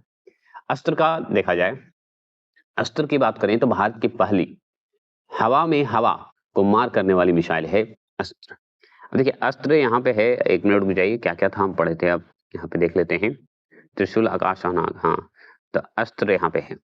अब अस्त्र जो है, अस्त्र है कि भारत की पहली हवा में मार करने वाली मिसाइल है ये अस्त्र, नाम ही पड़ा है इसका। भारत का पहला टैंक है अर्जुन। भारत का पहला टैंक पूछे तो अर्जुन का नाम लीजिएगा। भारत का पहला मानव रहित टैंक अगर पूछे तो मंत्रा बताइएगा, क्या बताइएगा? मंत्रा। मानव रहित, मानव नहीं है उसमें। अगर पूछे मानव रहित टैंक, स्वदेशी प्रथम हल्का लड़ाकू विमान जो है तेजस है, नाम सुने होंगे। स्वदेशी प्रथम हल्का लड़ाकू विमान अगर पूछे, हल्का है, तेजस है। ब्रह्मोस, ब्रह्मोस एक सुपरसोनिक क्रूज मिसाइल है, बहुत खतरनाक है ब्रह्मोस। भारत का पहला प्राइवेट रॉकेट विक्रम एस है, क्या है? Vikram S private rocket.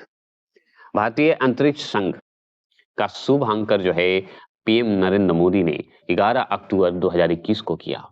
याद रखिएगा, भारतीय अंतरिक्ष संघ का शुभारंभ जो है पीएम नरेंद्र मोदी ने 11 अक्टूबर 2021 को किया, जिसका पहला अध्यक्ष है, क्या नाम है? जयंत पाटिल।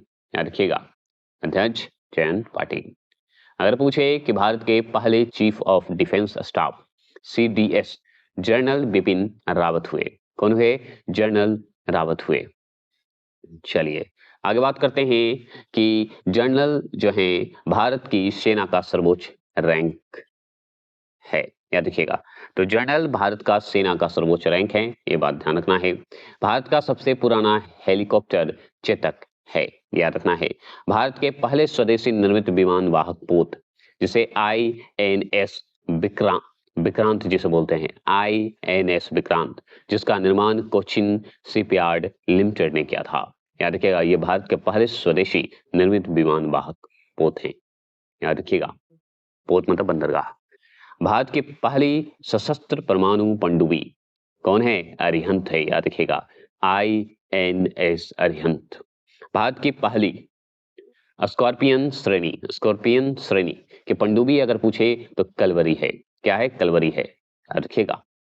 भारत का पहला यात्री ड्रोन अगर पूछे, वरुणा है यात्री ड्रोन।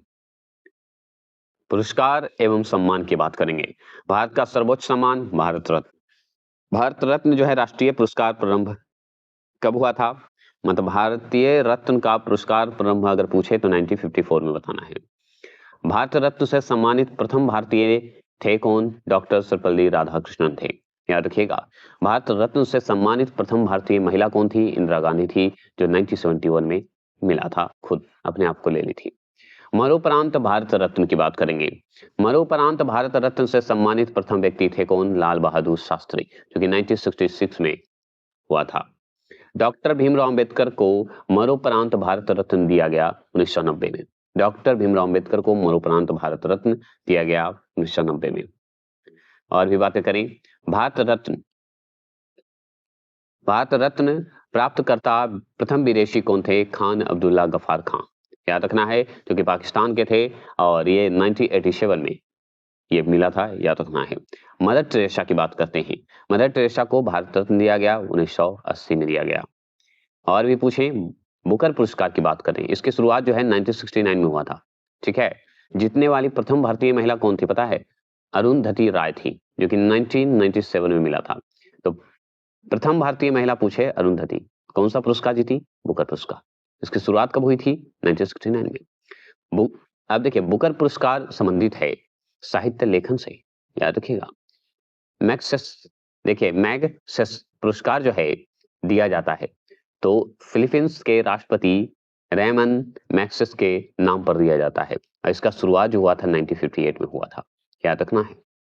चलिए, अगर पूछे एशिया का नोबेल मतलब नोबेल कहलाता है, मैग्सेस पुरस्कार कहलाता है। एशिया का नोबेल अगर पूछे तो मैग्सेस पुरस्कार। रेमन मैग्सेस पुरस्कार से जो है सम्मानित प्रथम व्यक्ति जो थे वो थे आचार्य विनोबा भावे, याद रखना है, जो कि 1958 में दिया गया था, मतलब 1958 में मिला था। रेमन मैग्सेस पुरस्कार पाने वाली जो भारतीय महिला थी वो थी किरण बेदी, याद रखिएगा। रेमन मैग्सेस पुरस्कार पाने वाली पहली भारतीय महिला किरण बेदी बनी, जो कि 1994 में मिला था। आगे बात करते हैं, भारत का सर्वोच्च वैज्ञानिक पुरस्कार अगर पूछे तो भटनागर बता देना है। क्या बताना है? भटनागर। नॉर्मन बोरलॉग थे अमेरिका, जो है यूएस से संबंधित हैं। नॉर्मन बोरलॉग थे अमेरिका के। वोरलॉग पुरस्कार की शुरुआत कब हुई थी? 1973 में हुई थी, 1973 में हुआ था। वोरलॉग पुरस्कार प्रदान करता है कौन? बताइएगा, कौन सी कंपनी करती है? तो हम बताएंगे फर्टिलाइजर कंपनी करती है, जो कि कोरोमंडल इंटरनेशनल है। पूरा नाम अगर पूछे तो फर्टिलाइजर कंपनी कोरोमंडल इंटरनेशनल करता है, याद रखना है। इसी के तहत होता है। वोरलॉग पुरस्कार की बात करें, मतलब क्षेत्र जो है, वोरलॉग पुरस्कार क्यों मिलता है? क्योंकि क्षेत्र में जो कृषि से करते हैं, एग्रीकल्चर से करते हैं, उसको मिलता है। सम्मानित करने वाले प्रथम भारतीय महिला, मतलब जो भारतीय महिला थी कौन थी जिन्हें वोरलॉग पुरस्कार मिला? तो अमृता पाटिल, या अमृता पाटिल बोलते हैं, पाटिल जी थे। संगीत के क्षेत्र का सर्वोच्च पुरस्कार पता है क्या है? ग्रैमी। ग्रैमी पुरस्कार जो है इसकी शुरुआत हुई थी 1958 में, ये बात तो जान के। अब पाने वाले प्रथम भारतीय थे कौन? पता है? पंडित रविशंकर। पंडित रविशंकर को ग्रैमी पुरस्कार मिला था, वो प्रथम भारतीय थी, याद रखिए, भारतीय बने थे। ज्ञानपीठ पुरस्कार की अगर शुरुआत की बात करेंगे तो 1965 में हुआ था, 1965 में हुआ था। इसकी स्थापना हुई थी शांति प्रसाद जैन ने की थी। कौन किए थे? शांति प्रसाद जैन किए थे। ज्ञानपीठ पुरस्कार से सम्मानित प्रथम व्यक्ति थे कौन? जी शंकर कुरूप को मिला था, जो कि 1965 में जब शुरू हुई थी उसी समय मिला था। भारत में ज्ञानपीठ पुरस्कार पाने वाली प्रथम महिला कौन थी? तो आशापूर्णा देवी थी, जो कि 1976 में मिला था, महिला थी। हिंदी का पहला ज्ञानपीठ पुरस्कार किसको मिला बता दीजिए? सुमित्रानंद पंत को मिला था। किसके लिए मिला था? तो 1968 में मिला था। किसके लिए मिला था? तो चिदंबरा हेतु के लिए मिला था। मिस यूनिवर्स प्रतियोगिता की शुरुआत कब हुई? 1952 में हुई थी। मिस वर्ल्ड प्रतियोगिता की शुरुआत कब हुई? 1951 में। मिस वर्ल्ड का पूछे तो 1951 याद रखिएगा, और मिस यूनिवर्स की पूछे तो 1952। तो मिस यूनिवर्स पहले हुआ था, मिस वर्ल्ड पहले हुआ था, फिर मिस यूनिवर्स बाद में। अब देखिएगा, मिस वर्ल्ड मिस वर्ल्ड तथा मिस यूनिवर्स खिताब पाने वाली पहली भारतीय महिला कौन बनी? बता दीजिए। दोनों मिस वर्ल्ड और मिस यूनिवर्स खिताब पाने वाली पहली भारतीय महिला, तो वो है रीता फारिया। तो याद रखना, मिस वर्ल्ड पाने वाली रीता फारिया, मिस यूनिवर्स बनी थी सुष्मिता सेन। दोनों को बता दिया गया। मतलब मिस वर्ल्ड और मिस यूनिवर्स का खिताब पाने वाली पहली महिला अगर भारतीय महिला पूछे, तो मिस वर्ल्ड के रूप में अगर पूछे तो रीता फारिया को बता दीजिएगा, जो कि 1966 में मिला था, 1966 में। और 1994 में सुष्मिता सेन को मिस यूनिवर्स खिताब मिला था 1994 में। याद रखिएगा। तो यूनिवर्स के रूप में सुष्मिता सेन और मिस वर्ल्ड के रूप में रीता फारिया को। अब तानसेन सम्मान की बात करते हैं। तानसेन सम्मान जो है, क्षेत्र इसका अगर पूछे, तानसेन सम्मान किस लिए मिलता है? क्योंकि तानसेन क्या थे? शास्त्रीय संगीत, मतलब संगीत से कवि थे, अच्छे थे, है ना? तो शास्त्रीय संगीत में मिलता है। तो प्रारंभ करने वाला राज्य कौन है तानसेन का? तो मध्य प्रदेश। ठीक है, मध्य प्रदेश, जो कि 1980 में शुरू हुआ था। पद्मश्री जो है, पद्मश्री ऐसे बोलते हैं, पद्मश्री प्राप्त करने वाली प्रथम अभिनेत्री कौन थी? तो नरगिस दत्ता थी, जो कि 1958 में मिला था नरगिस दत्ता को, जो कि संजय दत्त की मां थी। ब्यास सम्मान की शुरुआत अगर पूछे तो 1991 में हुआ था, 1991 में हुआ था। प्रदानकर्ता के बिरला फाउंडेशन है। ब्यास सम्मान कौन देता है? के बिरला फाउंडेशन देता है और सम्मानित करता है। तो सम्मानित करने वाले प्रथम व्यक्ति कौन थे जिसे ब्यास सम्मान मिला था? डॉक्टर रामविलास शर्मा को मिला था। याद रखना है। अब देखिए, मानव शरीर से जो संबंधित स्टैटिक जीके में जो सवाल आते हैं उसकी बात कर रहे हैं। ठीक है, ये आपको आरआरबी रेलवे के तहत ये बनाया गया ये है, आप चाहें तो इसे देख सकते हैं। ठीक है, याद रखिएगा। तो बात करते हैं यहाँ पे, मानव मस्तिष्क में हड्डी होती है तो 22 हड्डी होती है। कितनी हड्डी होती है? 22 हड्डी होती है। मनुष्य का हृदय धड़कता है 72 बार मिनट। स्वस्थ मनुष्य का श्वसन दर कितना होता है? 16 से 18 बार। मस्तिष्क का वजन जो अगर पूछे आपसे तो कितना बताना है? 1350 से लेके 1400 ग्राम बता देना है। सबसे बड़ी हड्डी अगर पूछे, फीमर की हड्डी, मतलब फीमर कहाँ होती है? जांघ में होती है। सबसे छोटी हड्डी अगर पूछे, स्टेपिस, जो कि मध्य कर्ण मतलब कान में होता है। सबसे मजबूत हड्डी अगर पूछे तो जबड़े की हड्डी होती है। शरीर का सबसे कठोर तत्व अगर पूछे तो हम बताएंगे एनामिल होता है। मनुष्य के सौंदर्य का अध्ययन को क्या कहते हैं? केलोलॉजी कहते हैं। सामान्य मनुष्य का रक्तचाप अगर पूछे, ब्लड प्रेशर पूछे, 120/80 मिमी होता है। शरीर में रक्त परिभ्रमण में लगा समय कितना होता है? 23 सेकंड होता है। मानव शरीर में जल का मात्रा कितना है? तो 65 से 80% होता है। रक्त की मात्रा शरीर के भार का होता है तो 7% होता है। मनुष्य में रक्त की मात्रा होती है 5 से 6 लीटर होती है। मानव रक्त का पीएच मान अगर पूछे तो 7.4 होता है। याद रखिएगा, क्षारीय होता है। रक्त की जो रक्त होता है, रक्त को शुद्ध करता कौन है? किडनी करता है। किडनी को हम मृत के रूप में कहते हैं। लाल रक्त कण का निर्माण जो है अस्थि मज्जा में होता है, आरबीसी का। लाल रक्त कण का जीवन काल अगर पूछे 20 से 120 दिन तक होता है। श्वेत रक्त कण डब्ल्यूबीसी की बात करें, जीवन काल 2 से 4 दिन ही होते हैं। श्वेत रक्त कण को कहा जाता है ल्यूकोसाइट कहते हैं। लाल रक्त कण को कहा जाता है एरिथ्रोसाइट भी कहते हैं। किसे याद रखिएगा, श्वेत कण को हम क्या कहेंगे? तो हम ल्यूकोसाइट कहेंगे। और लाल रक्त मतलब डब्ल्यूबीसी को हम ल्यूकोसाइट और आरबीसी को एरिथ्रोसाइट। याद रखिएगा। शरीर का ताप नियंत्रक, टेम्परेचर का कंट्रोल कौन करता है? हाइपोथैलेमस ग्रंथि करता है। सर्वदाता रक्त समूह जो होता है जिसे यूनिवर्सल ड्रोन कहते हैं, तो सर्वदाता कौन था? कर्ण था। कर्ण मतलब ओ, ऐसे याद करवाए थे हम।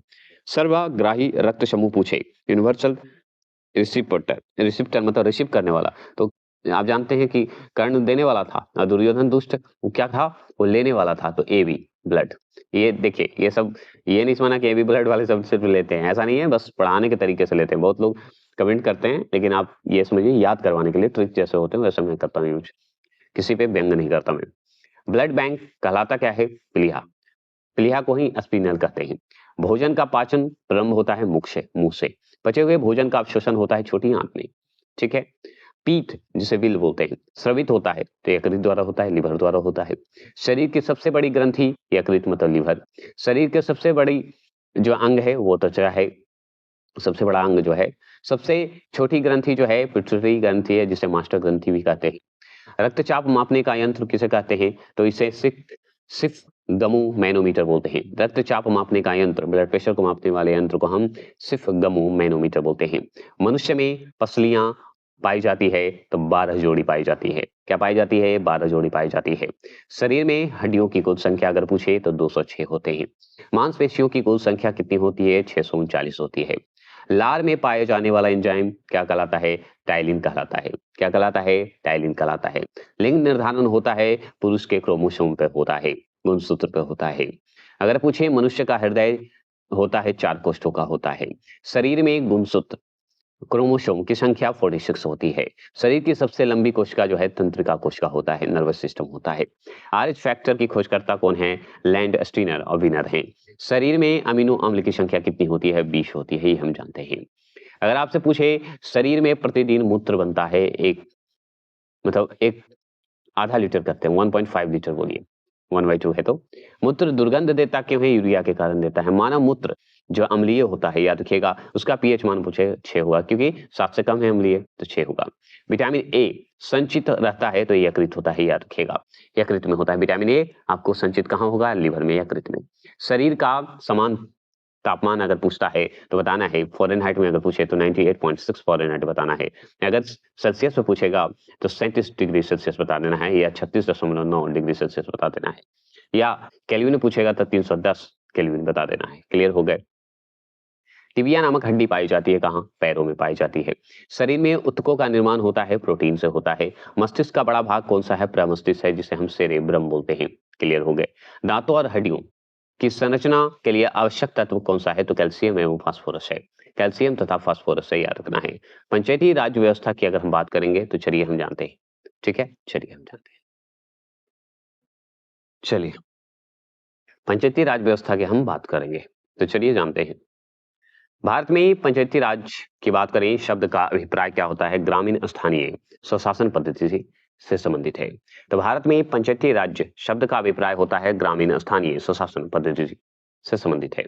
आगे बात करते हैं कि 1882 में ईस्वी में लॉर्ड रिपन ने सर्वप्रथम स्थानीय स्वशासन व्यवस्था का सुझाव दिया था, याद रखना है। स्थानीय स्वशासन का जनक किसे कहा जाता है? लॉर्ड रिपन को कहते हैं। अगर बात करते हैं स्थानीय स्वशासन को, लोकतंत्र की पाठशाला लॉर्ड राइस ने कहा था, मतलब क्या कहा था, याद रखिएगा। देखिए स्थानीय स्वशासन को लोकतांत्रिक का पाठशाला कहने वाला कौन था? लॉर्ड ब्राइस थे। ठीक है। अगर पूछे भारत में पंचायती राज व्यवस्था पूर्व सोवियत संघ से प्रेरित है, रूस से प्रेरित है। पंचायत राज की बात करें, पंचायती राज की बात करें, लोकतांत्रिक विकेंद्रीकरण पर आधारित है, जिसका मुख्य उद्देश्य होता है जनता को प्रशासन में भागीदारी का योग्य बनाना, मतलब प्रशासन में आपको भाग लेना है। लोकतांत्रिक विकेंद्रीकरण का सुझाव जो है बलवंत राय मेहता, मतलब पंचायती का सुझाव किसने दिया? बलवंत राय मेहता द्वारा दिया गया। भारत में ग्रामीण जनता के स्तर में वृद्धि के लिए के एम मुंशी समिति के सिफारिश पर 2 अक्टूबर 1952 को सामुदायिक विकास कार्यक्रम शुरू किया गया।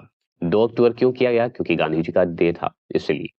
चलिए इस कार्यक्रम के मूल्यांकन के लिए बलवंत राय मेहता समिति बनाई गई थी। इसी के मूल्यांकन के लिए, समझ गए, बलवंत राय मेहता को जो है भारत के पंचायती राज व्यवस्था का वास्तुकार कहा जाता है। किसे? बलवंत राय मेहता को। पंचायती राज जो है राजसूची का विषय है। ठीक है, क्या है? राजसूची का विषय है। और सुनिए, राज्य के नीति निर्देशक सिद्धांत के अंतर्गत संविधान के भाग 4 में अनुच्छेद 40 के तहत ग्राम पंचायतों का गठन का उल्लेख है। ये भी जान लीजिए, आर्टिकल 40 में। 73वीं संविधान संशोधन 1992 द्वारा पंचायतों को संवैधानिक दर्जा प्रदान किया गया। ये भी बात जानते हैं। आगे बात करते हैं, संवैधानिक दर्जा देने की सिफारिश एल एम सिंघवी समिति को जाता है। तो संवैधानिक दर्जा देने की सिफारिश एल एम सिंघवी तथा, याद रखिएगा, पी के थुंगन समिति को दी गई थी। याद रखिएगा, ने की थी। अगर दर्जा दिया जाए, संवैधानिक दर्जा देने की सिफारिश अगर किया जाए तो 2 नाम आता है, सिंघवी समिति और थुंगन समिति का। सिंघवी समिति का संबंध अगर बताया जाए समयकाल तो 1986 में, और थुंगन समिति का पूछा जाए तो 1988 में, याद रखना है 1988 में। 73वां संविधान संशोधन जो हुआ था 1992, इसके द्वारा क्या हुआ, नरसिम्हा राव उस समय सरकार थी, याद रखिएगा, ठीक है। उस समय कौन सी सरकार थी, नरसिम्हा राव थी। सरकार के तहत संविधान के भाग 9 के अंतर्गत अनुच्छेद 243 में ए से लेकर ओ तक तथा 11वीं अनुसूची के तहत पंचायती राज की व्यवस्था की गई। तो मतलब कि 73वें संविधान संशोधन 1992 में क्या क्या जोड़ा गया, उस समय किसकी सरकार थी, नरसिम्हा सरकार थी, नरसिम्हा राव की सरकार थी। उस समय क्या हुआ, भाग 9 के अंतर्गत संविधान को जोड़ा गया। अनुच्छेद कितना से कितना तक जोड़ा गया, अनुच्छेद 243 में ए से लेकर ओ तक किया गया। अनुसूची कौन सी थी, 11वीं अनुसूची थी। और ये सब करके क्या बना, पंचायती समिति का व्यवस्था किया गया, याद रखिएगा। सिफारिश किसकी थी, बलवंत राय मेहता की सिफारिश थी। और भी लोगों की सिफारिश हुई जिसका हम बता चुके थे। 11वीं अनुसूची के कुल 29 विषय हैं। 11वीं अनुसूची में कितने विषय हुए, 29 विषय हुए। किस लिए, कार्य और क्षेत्र के लिए उल्लेख किया गया है, जिन पर पंचायतों की विधि बनाने की शक्ति प्रदान है। क्या है, पंचायत को शक्ति बनाने। देखिए, भारत में सर्वप्रथम पंचायती राज व्यवस्था जो है कौन सी है, त्रिस्तरीय शुरू की गई। अब शुरू कब की गई, ये सवाल आपसे पूछा, शुरू कब किया गया भाई, तो 2 अक्टूबर 1959 को। और उस समय प्रधानमंत्री कौन था, जवाहरलाल नेहरू थे। प्रधानमंत्री कौन थे, जवाहरलाल नेहरू थे। और जब प्रधानमंत्री जवाहरलाल नेहरू थे तो कहां पे शुरुआत हुआ था उस समय, तो राजस्थान के कौन से जिले में, नागौर जिले में शुरू हुआ था। कब हुआ, 2 अक्टूबर 1959, ठीक है, सर्वप्रथम। और पंचायती राज कैसी थी, त्रिस्तरीय थे। दूसरा राज्य कौन था पता है, आंध्र प्रदेश था। आंध्र प्रदेश जो है दूसरा राज्य बना। ये अपनाया कब, 11 अक्टूबर 1959 को। तो उस समय भी जवाहरलाल नेहरू ही होंगे, ये आप जानते ही हैं। और बात करें ये आंध्र प्रदेश के कौन से जिले में, तो हम बताएंगे महबूब नगर जिले। महबूब नगर है, महबूब नगर जिले के शाद नगर विकास खंड में हुआ था, याद रखिएगा। चलिए, महबूब नगर है और उसके जिले के शाद नगर में हुआ था। देखिए, 73वां संविधान संशोधन जो हुआ, अधिनियम जो आया, जिसे हम पंचायती राज अधिनियम भी कहते हैं, ठीक है, ये 24 अप्रैल 1993 को पूरे देश में लागू कर दिया गया। देखिए, 73वें संविधान संशोधन 1992 आया, तो वो था जो कि कुछ कुछ राज्य में अपनाया गया, जैसे राजस्थान, आंध्र प्रदेश में अपनाया गया, उसमें भी जिले के क्षेत्र में भी अपनाया गया। लेकिन जब 24 अप्रैल 1993 हुआ, मतलब 73वें जो संविधान 1993 लागू, तो शुरुआत तो 1992 है, लेकिन 1993 में पूरे देश में लागू कर दिया गया। इसलिए कहा जाता है 24 अप्रैल 1993 और 73वें संविधान 1993, ठीक है, 1992 के था। 1993 पूछे तो पूरे देश में बता देना है। इसलिए 24 अप्रैल को हम लोग राष्ट्रीय पंचायती राज दिवस के रूप में मनाते हैं, पूरे देश में अपनाया गया। चलिए, तो याद रखिएगा, अगर अधिनियम पूछे तो 1992 ही टिक लगाना है, लेकिन अगर पूरे देश की बात पूछे और डेट के हिसाब से पूछे तो बताना है 73वें संविधान संशोधन में हुआ था, लेकिन 24 अप्रैल 1993 में पूरे देश में लागू हो गया, ठीक है, क्लियर। पंचायती राज्य मंत्रालय का गठन जो हुआ था वो मई 2004 में हुआ था। पंचायती राज्य मंत्रालय का गठन भी हुआ है। अब चलिए, प्रमुख स्तंभ के हिसाब से 2 पॉइंट स्तंभ के हिसाब से चलते हैं, कुछ कुछ स्ट्रेटेजी के हैं, उसको हम क्लियर करते हैं। जैसे मनमोहन सिंह का नाम सुने होंगे, मतलब मनमोहन सिंह ने जो है 24 अप्रैल 2010 को पहला राष्ट्रीय पंचायती राज दिवस घोषित किया था। 24 अप्रैल 2010 को पहला राष्ट्रीय पंचायती राज दिवस घोषित किया। 73वां संविधान संशोधन के बाद पंचायत चुनाव होता है, पंचायत चुनाव करने वाला पहला राज्य हो गया मध्य प्रदेश। चुनाव करवाने वाला पंचायत के लिए मध्य प्रदेश। वर्तमान में भारत में पंचायती राज व्यवस्था की संरचना जो है त्रिस्तरीय है। त्रिस्तरीय जो है पंचायती राज्य की सिफारिश बलवंत राय मेहता समिति द्वारा किया गया था, 1957 में की गई थी, ठीक है। त्रिस्तरीय पंचायती राज की सिफारिश किसके तहत हुई, तो बलवंत राय मेहता समिति द्वारा हुआ। कब हुआ, 1957 में। अगर आपसे पूछे पंचायती राज व्यवस्था के 3 स्तरीय प्रणाली के अंतर्गत ग्राम स्तर पर ग्राम पंचायत, प्रखंड स्तर पर पंचायत समिति और जिला स्तर पर जिला परिषद आती है। तो त्रिस्तरीय में कौन आता है, तो ग्राम स्तर पर अगर पूछे तो ग्राम पंचायत को, अगर प्रखंड स्तर पर पूछेगा तो पंचायत समिति, जिला स्तर पर पूछेगा तो जिला परिषद। क्लियर हो गए। पंचायत का कार्यकाल कितने वर्ष का होगा, तो 5 वर्ष का होगा, कौन नहीं जानता। पंचायत चुनाव कराने हेतु निर्णय जो है कौन लेगा, राज्य सरकार द्वारा लिया जाएगा, क्योंकि पंचायत तो राज्य सरकार ही ले सकता है। अगर पंचायत के चुनाव के लिए उम्मीदवारों की न्यूनतम आयु अगर पूछे तो 21 वर्ष होना आवश्यक है, ये भी जानते हैं। पंचायत भंग होने पर पुनः निर्वाचन 6 माह के अंतर्गत शेष अवधि के लिए होता है। 6 माह के अंदर शेष अवधि के लिए आपको कुछ समय के लिए होता है। पंचायत राज्य संस्थाओं के लिए, ठीक है, पंचायत राज्य संस्थाओं के लिए प्रत्यक्ष एवं गुप्त मतदान का प्रावधान जो है किया गया है। पंचायती राज्य की सबसे छोटी इकाई ग्राम सभा है, ग्राम पंचायत है, याद रखना है। ग्राम सभा जो है प्रत्यक्ष लोकतंत्र का उदाहरण है। ग्राम सभा जो है प्रत्यक्ष लोकतंत्र का उदाहरण है। और बात करें, चलिए और भी बातें करें तो मतदाता सूची में दर्ज अर्थात 18 वर्ष पूर्ण कर चुके सभी लोग ग्राम सभा के सदस्य होते हैं। ग्राम सभा के सदस्य होते हैं। और बात करें ग्राम पंचायत का चुनाव जो है ग्राम सभा के सदस्यों द्वारा प्रत्यक्ष रूप से किया जाता है। ग्राम पंचायत का मुख्य जो होते हैं या प्रमुख जो होते हैं मुखिया होता है। सरकारी पद अधिकारी जो होते हैं वो ग्राम सेवक होते हैं, याद रखना है। ग्राम सभा की बैठक जो होती है मुखिया बुलाता है। कौन बुलाता है? मुखिया बुलाता है। अगर पूछे सरपंच को जो है, अगर पूछे आपसे सरपंच को उसके कार्यकाल के 2 वर्ष बाद 2/3 बहुमत द्वारा हटाया जा सकता है। कितना? 2/3 बहुमत के द्वारा। किसको? सरपंच। याद किया, सरपंच को।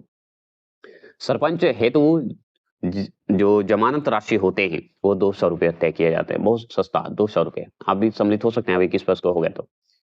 वैध मत का जो है 1/6 भाग प्राप्त करने में असफल व्यक्ति को जमानत राशि जब्त की जाती है। जमानत राशि जो है जब्त की जाती है। ग्राम पंचायतों के आय का स्रोत जो है मेला और बाजार कर होता है। मेला और बाजार कर होता है, इसी से होता है। मार्केट वर्कर से जो टैक्स वसूलते हैं। चलिए आगे बात करते हैं। पंचायतों में महिलाओं के लिए 1/3 मतलब 1/3 तिहाई जो 33% आरक्षण की व्यवस्था है, याद रखना है। 209 में 2009 में महिला आरक्षण को 50% करने वाला 110वां संविधान संशोधन विधेयक पेश किया गया है। याद रखिएगा, 110वां संविधान संशोधन विधेयक पेश किया गया। 2006 में सीएम नीतीश कुमार के नेतृत्व में बिहार पंचायत निकायों में महिलाओं को 50% आरक्षण प्रदान करने वाला पहला राज्य बन गया था हमारा बिहार। चलिए आगे चलते हैं। ग्राम पंचायत में सदस्यों की संख्या जो है 10 या अधिकतम 20 होती है। ठीक है, आगे बात करते हैं कि ग्राम पंचायत का गठन जो है 1000 से अधिक आबादी वाले गांव में किया गया था या किया जाता है। आपसे पूछेगा पंचायत समिति का गठन जो है ब्लॉक या खंड स्तर पर किया जाता है। ब्लॉक स्तर पर किया जाता है। पंचायत समिति एक प्रशासनिक प्राधिकरण है, याद रखना है। पंचायत समिति ग्राम पंचायत और जिला के मध्य जो संपर्क स्थापित करता है वो है पंचायत समिति।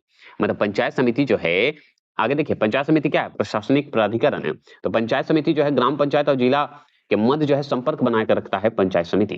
पंचायत समिति के प्रमुख, अगर पूछे प्रमुख विभिन्न राज्यों में प्रमुख, चेयरमैन और प्रधान आदि कहलाते हैं। तो पंचायत जो समिति होते हैं उसके प्रमुख विभिन्न राज्यों में, अलग अलग राज्यों में देखा जाए तो अलग अलग रूप में, कोई प्रमुख कहता है, चेयरमैन और प्रधान आदि कहलाते हैं, याद रखिएगा। पंचायत समिति का सचिव जो है प्रखंड विकास पदाधिकारी होता है, जिसे हम बीडीओ बोलते हैं। बीडीओ बाबू आ गए हैं, है ना, बोलते हैं। चलिए, ब्लॉक और जिला स्तर पर जो अध्यक्ष होते हैं, अध्यक्षों का निर्वाचन जो होता है अप्रत्यक्ष होता है। याद रखिए, अप्रत्यक्ष रूप से, इनडायरेक्ट रूप से होता है, डायरेक्ट रूप से नहीं होता है। अगर पूछे ग्राम पंचायतों के बैठक के लिए 1/3 सदस्यों को उपस्थित होना अनिवार्य होता है। 1/3 सदस्यों का होना। अब बात करते हैं जो पंचायती राज है, पंचायती राज नहीं, पंचायती राज की सबसे बड़ी संस्था, निकाय जिला परिषद होता है। सबसे बड़ा अगर पूछे जिला परिषद होता है, जिसका अध्यक्ष अगर पूछे तो निर्वाचित सदस्य होते हैं। जो निर्वाचित उसमें रहते हैं वही सदस्य होते हैं। जिला परिषद का मुख्य जो कार्य है वो है समन्वय और पर्यवेक्षण, यानी क्या? पर्यवेक्षण। आगे चलिए, स्थानीय सांसद और विधायक जिला परिषद के पदेन सदस्य होते हैं। केंद्र सरकार में ग्रामीण विकास मंत्रालय या ग्रामीण विकास मंत्री पंचायती राज्य के विभिन्न जो हैं अंगों का निगरानी करते हैं।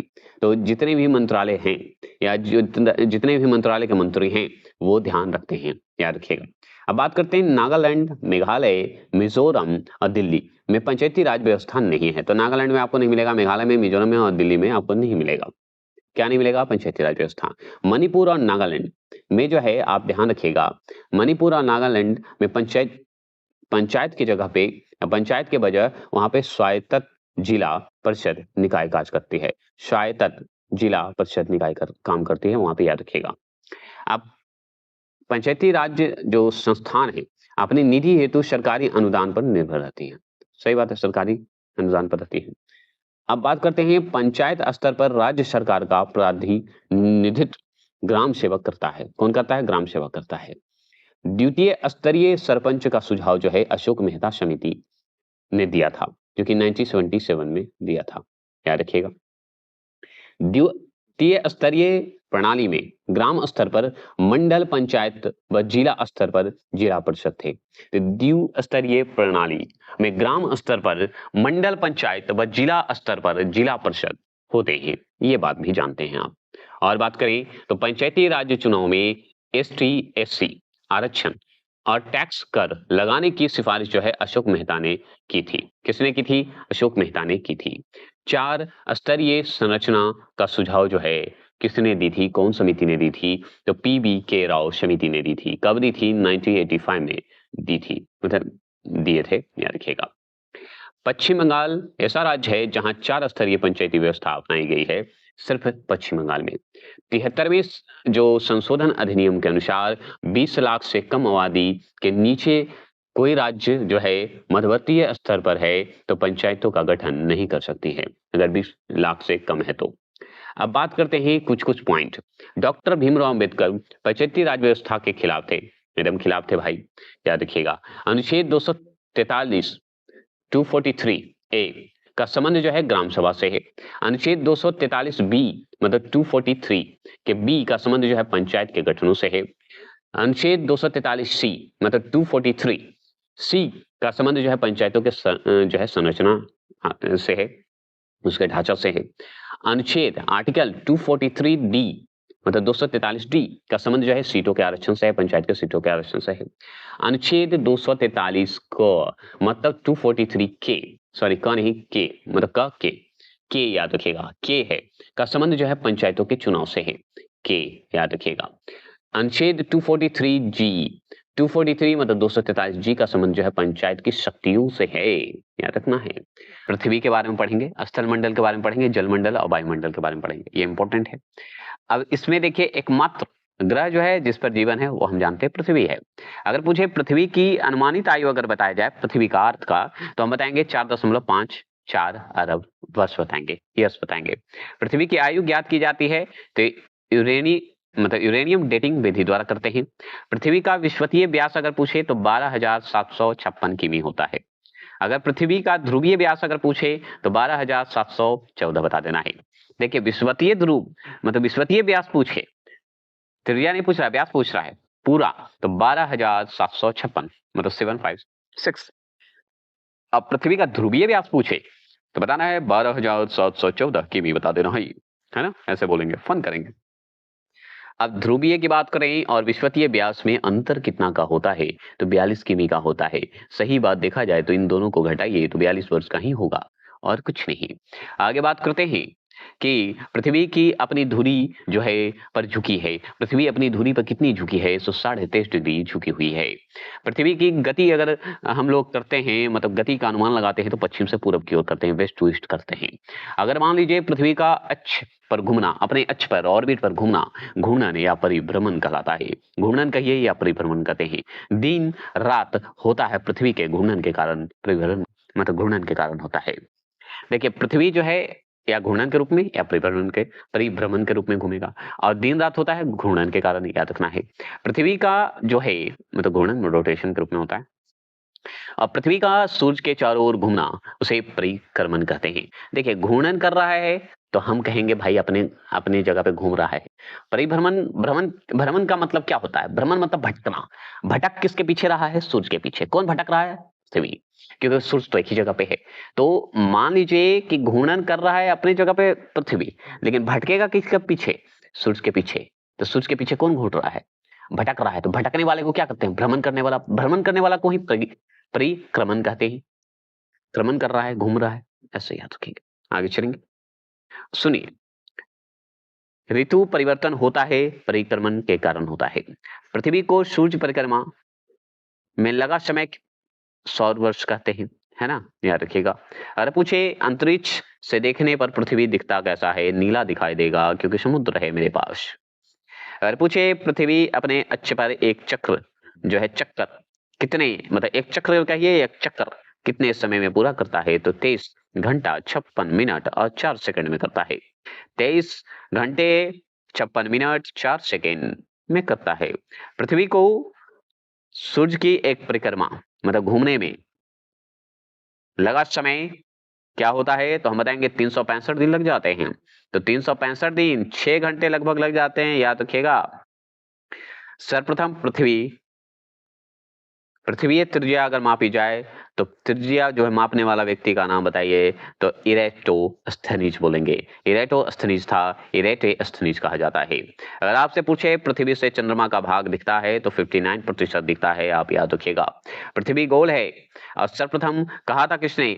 पाइथागोरस ने कहा था। लेकिन पृथ्वी हमारा गोल तो है ही नहीं। पृथ्वी तथा सूर्य के मध्य जो है अधिकतम तथा निम्नतम दूरी होता है क्या? तो याद रखिएगा पृथ्वी तथा सूर्य के मध्य अगर अधिकतम पूछे तो 4 जुलाई को, जिसे हम अपशौर बोलते हैं। और न्यूनतम दूरी अगर पूछे पृथ्वी और सूर्य के बीच का तो 3 जनवरी, जिसे उपशौर बोलते हैं। निम्नतम अगर पूछे तो 3 जनवरी टिक लगा दीजिएगा, जिसे उपशौर के रूप में कहते हैं। अधिकतम पूछे तो 4 जुलाई, जिसे अपशौर बोलते हैं। समझ गए? अगर मान लीजिए उपशौरिक उपशौरिक बोलिए या उपशौर बोलिए और अपशौरिक या अपशौर बोलिए को मिलने या मिलान वाली जो काल्पनिक रेखा है, इन दोनों की मिलान जो करती है उस काल्पनिक रेखा को एप्साइड रेखा कहते हैं। समझ गए?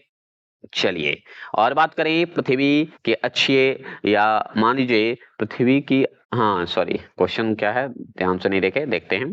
पृथ्वी की अपेक्षा चंद्रमा का द्रव्यमान जो होता है वो होता है 1/81 1/81 ऐसे याद रखेंगे। अच्छा जी, पृथ्वी पर सबसे बड़ा हिमखंड कौन सा है? अंटार्कटिका हिमखंड है। समझ गए? बर्फों का खंड है वहां पे हिमखंड अंटार्कटिका। पृथ्वी का सुरक्षा बल्ब है ज्वालामुखी। हमारा पृथ्वी का सुरक्षा बल्ब है ज्वालामुखी। अगर ज्वालामुखी नहीं फटे तो पृथ्वी तो कब का विनाश हो जाए। पृथ्वी पर सबसे बड़ा या सबसे लंबा दिन कौन सा है? तो पृथ्वी का सबसे लंबा दिन ही होगा, बड़ा नहीं होगा। अभी लंबा बता रही है। तो सबसे लंबा दिन अगर पूछे तो 21 जून को बता देना है।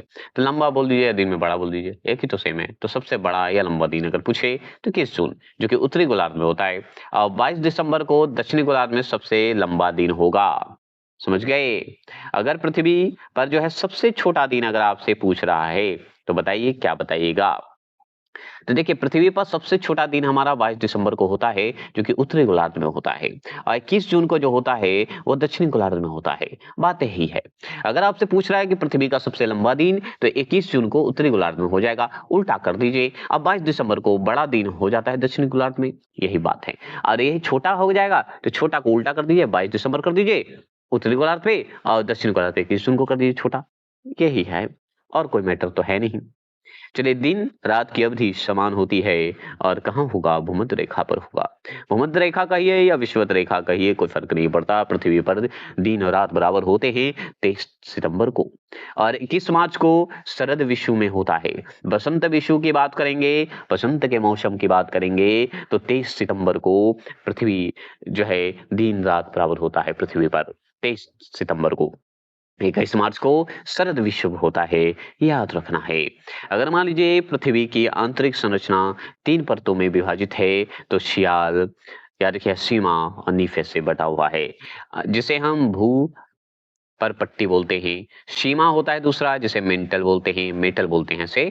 और निफे जो है क्रोड होता है। 3 रूप में विभाजित है। अगर पूछा जाए पृथ्वी का ऊपरी भाग कौन सा है, तो ऊपरी भाग को हम भू परपट्टी बोलते हैं। भू परपट्टी को क्रस्ट भी बोलते हैं, याद रखना है। चलिए, ये तो बातें खत्म हो गई। आगे बात करते हैं कि भू परपट्टी में प्रचुर मात्रा में उपलब्ध तत्व कौन से हैं? ऑक्सीजन होते हैं, सिलिकॉन होते हैं। ऑक्सीजन कितना होते हैं? 46.6% होते हैं। सिलिकॉन कितना होता है? 27.72% होते हैं। अगर पूछे सियाल के घटक जो है, सियाल के घटक अगर पूछे तो सियाल का एवं एल्युमिनियम होते हैं। याद रखिएगा, सियाल का एल्युमिनियम मिलकर बनते हैं सियाल। अगर सीमा के घटक पूछे तो सिलिका और एल्युमिनियम मिलकर सियाल बनते हैं। और सीमा के घटक में सिलिका और मैग्नीशियम मिलकर बनते हैं। निफे में निकेल और आयरन मिलकर बनते हैं। बात खत्म।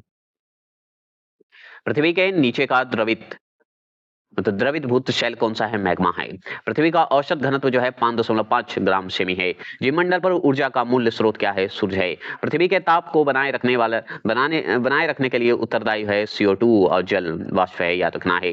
अगर पृथ्वी के संपूर्ण बाह्य परत को हम क्या कहते हैं बता दीजिए? तो लिथोस्फीयर बोलते हैं। क्लियर हो गए। और भी बात करेंगे और चलेंगे। बाह्य परत का ऊपरी जो भाग होते हैं, स्तंभ 2 पेज 2 है, याद रखिएगा। तो उसे हम स्थेनोस्फीयर बोल देंगे। स्थेनोस्फीयर बोला जाता है बाहरी परत का ऊपरी भाग को।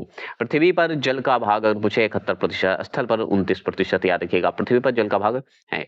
अगर मान लीजिए स्थल हमारा पूछे तो 29% बताना है और 71% जल ही है हमारे पृथ्वी पर, तो इसलिए जल अगर बढ़ा ना तो पृथ्वी तो गया। जल राशि का स्वच्छ जल भाग अगर पूछे तो ज्यादा नहीं है, 2.5% पीने वाला। पृथ्वी का अधिकतम ऊंचाई अगर पूछे तो माउंट एवरेस्ट है। अधिकतम ऊंचाई है तो माउंट एवरेस्ट का है। पृथ्वी पर अधिकतम गहराई क्या है? मेरियाना गर्त है। मेरियाना गर्त है। अब याद रखिएगा, महासागरों की औसत गहराई अगर है तो 3700 मीटर है, मतलब 3700 मीटर है, याद रखिएगा। अगर सौर विकिरण का पृथ्वी पर पहुंचता है तो 51% में पहुंचता है। सौर विकिरण का पृथ्वी पर पहुंचना 51% संभव है, ज्यादा नहीं है। लवणता जो है, लवणता मतलब नमक, नमकीन, ठीक है, व्यक्त किया जाता है तो प्रति हजार में बताया जाता है। प्रति हजार में लवणता बताई जाती है पृथ्वी का, ठीक है, प्रति हजार में। समुद्री जल की औसत लवणता जो है 35 प्रति हजार है। अब बात करते हैं समुद्र जल में पाया जाता है सोडियम क्लोराइड।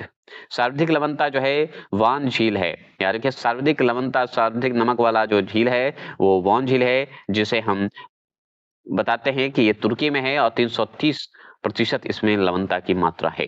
समुद्र जल में क्या होता है? सोडियम क्लोराइड होता है। समान खारे पानी वाले स्थानों को मिलाकर खींची गई रेखा क्या कहलाती है? आइसोहेलाइन रेखा कहते हैं। आइसोहेलाइन कहते हैं। पृथ्वी को 2 भागों में बांटने वाली काल्पनिक रेखा कहलाती है भूमध्य रेखा या विषुवत रेखा कह सकते हैं। अगर पूछे पृथ्वी पर सर्वाधिक सूर्य ताप कहाँ पे आती है तो जो है भूमध्य रेखा, विषुवत रेखा पर कह दीजिए, है ना। भूमध्य रेखा के समानांतर दोनों ओर खींचे गए काल्पनिक रेखा कहलाती है अक्षांशीय रेखा। काल्पनिक रेखा कहलाती है अक्षांशीय रेखा, समझ गए। देशांतर जो होता है ऊपर से नीचे की ओर। अगर पूछे पृथ्वी के उत्तर और दक्षिण ध्रुव को मिलने वाली रेखा क्या कहलाती है? देशांतर रेखा कहलाती है। देशांतर रेखा कहलाती है। ऐसे ये अक्षांशीय रेखा है ना। क्लियर। चलिए, अक्षांश रेखाओं की कुल संख्या अगर पूछे, मतलब कुल संख्या तो 180। देशांतर रेखाओं की कुल संख्या पूछे 360 है। इसका 360 है देशांतर का। 23.5 डिग्री, 23.5 डिग्री उत्तरी अक्षांश पे आप इसे 23 लिख सकते हैं, पॉइंट में 5 कर सकते हैं। तो 23.5 डिग्री उत्तरी अक्षांश रेखा को क्या कहते हैं? कर्क रेखा कहते हैं। 23.5 डिग्री दक्षिणी अक्षांश रेखा को क्या कहते हैं? मकर रेखा कहते हैं, याद रखिएगा। और 66.5 डिग्री उत्तरी अक्षांश को हम क्या कहते हैं? आर्कटिक वृत्त कहते हैं। अगर 66.5 डिग्री अगर दक्षिणी अक्षांश अगर पूछे, लैटिट्यूड लॉन्गिट्यूड है ना, लॉन्गिट्यूड किसे बोलते हैं बताइए? लॉन्गिट्यूड। और लैटिट्यूड किसे बोलते हैं बताइए? तो लैटिट्यूड बताइए, कमेंट कीजिए। इंग्लिश को हिंदी में कीजिए आप लोग, और दीजिए, है ना। फन के लिए बोलता हूँ, सीरियस मत लीजिएगा। आपसे बड़ा ज्ञानी कोई है नहीं, आपसे बड़ा ज्ञानी हो नहीं सकता, ये मान के चलिएगा, क्योंकि अपना सम्मान सबसे आगे रखिए। चलिए, 66.5 डिग्री दक्षिणी अक्षांश है जो कि आर्कटिक वृत्त होता है, याद रखिएगा। पृथ्वी जो है 1 घंटे में घूमती है तो 15 डिग्री देशांतर घूमती है। 15 डिग्री देशांतर घूमती है। 1 देशांतर डिग्री बराबर होता है 4 मिनट। 1 डिग्री देशांतर बराबर 4 मिनट, तो 4 और 15 गुना कर दीजिए, तो बताइए कितना हो जाएगा, कमेंट कीजिए। अब देखिए, अश्व अक्षांश कहलाता है। अश्व मतलब घोड़ा, अक्षांश कहलाता है तो 30 से 35 डिग्री उत्तरी और दक्षिणी अक्षांशों के मध्य स्थित पेटियाई को कहा जाता है। पेटी है वहां पे, उसी को अश्व कहा जाता है। वहां पे व्यापार जो होते थे तो घोड़ा को फेंक दिया जाता। कहानी है, छोड़िए वो सब। 0 डिग्री देशांतर रेखा जो लंदन के ग्रीनविच स्थान से गुजरती है कहलाती है प्रधान मध्याह्न रेखा कहलाता है। प्रधान मध्य रेखा भी बोल सकते हैं। 180 डिग्री देशांतर रेखा कहलाती क्या है? अंतरराष्ट्रीय तिथि रेखा कहलाती है, जिसका निर्धारण हुआ था 1884 में, वो भी वाशिंगटन में हुआ था, याद रखिएगा। अगर आपसे पूछे अंतरराष्ट्रीय तिथि रेखा खींची जाती है प्रशांत महासागर से होकर। अगर पूछे 82.5 डिग्री पूर्वी देशांतर रेखा कहलाती क्या है? तो भारतीय मानक समय कहलाता है। 82.5 डिग्री हमारा भारतीय मानक समय रेखा कहलाएगा, तो समय है। अगर 2 अक्षांशों के मध्य की दूरी अगर पूछा जाए तो 111 किमी बता देना है, 11 किमी बता देना है। अगर आपसे पूछे दो देशांतरों रेखा के बीच सर्वाधिक, अगर पूछे दूरी विषुवत रेखा पर होता है जो 111.32 होता है। अगर दो देशांतरों के बीच अक्षांशों के पूछे तो मतलब 111 लिख दीजिएगा किमी, और अगर दो देशांतर पूछते तो 111.32 किमी बता देना है, बस 32 जोड़ देना है। दो देशांतरों, जो दो देशांतर हैं रेखाओं के बीच की दूरी को हम क्या कहते हैं, गोरे कहते हैं। ठीक है, आगे बात करते हैं जीरो अक्षांश और जीरो देशांतर अवस्थित होता है अटलांटिक महासागर या अंध महासागर जिसे कहते हैं। अटलांटिक महासागर को ही अंध महासागर कहते हैं। तो जीरो अक्षांश और जीरो देशांतर अवस्थित होते हैं अटलांटिक महासागर में। और बात करें पृथ्वी पर वायु और गैसीय फैलाव वायुमंडलीय कहलाते हैं।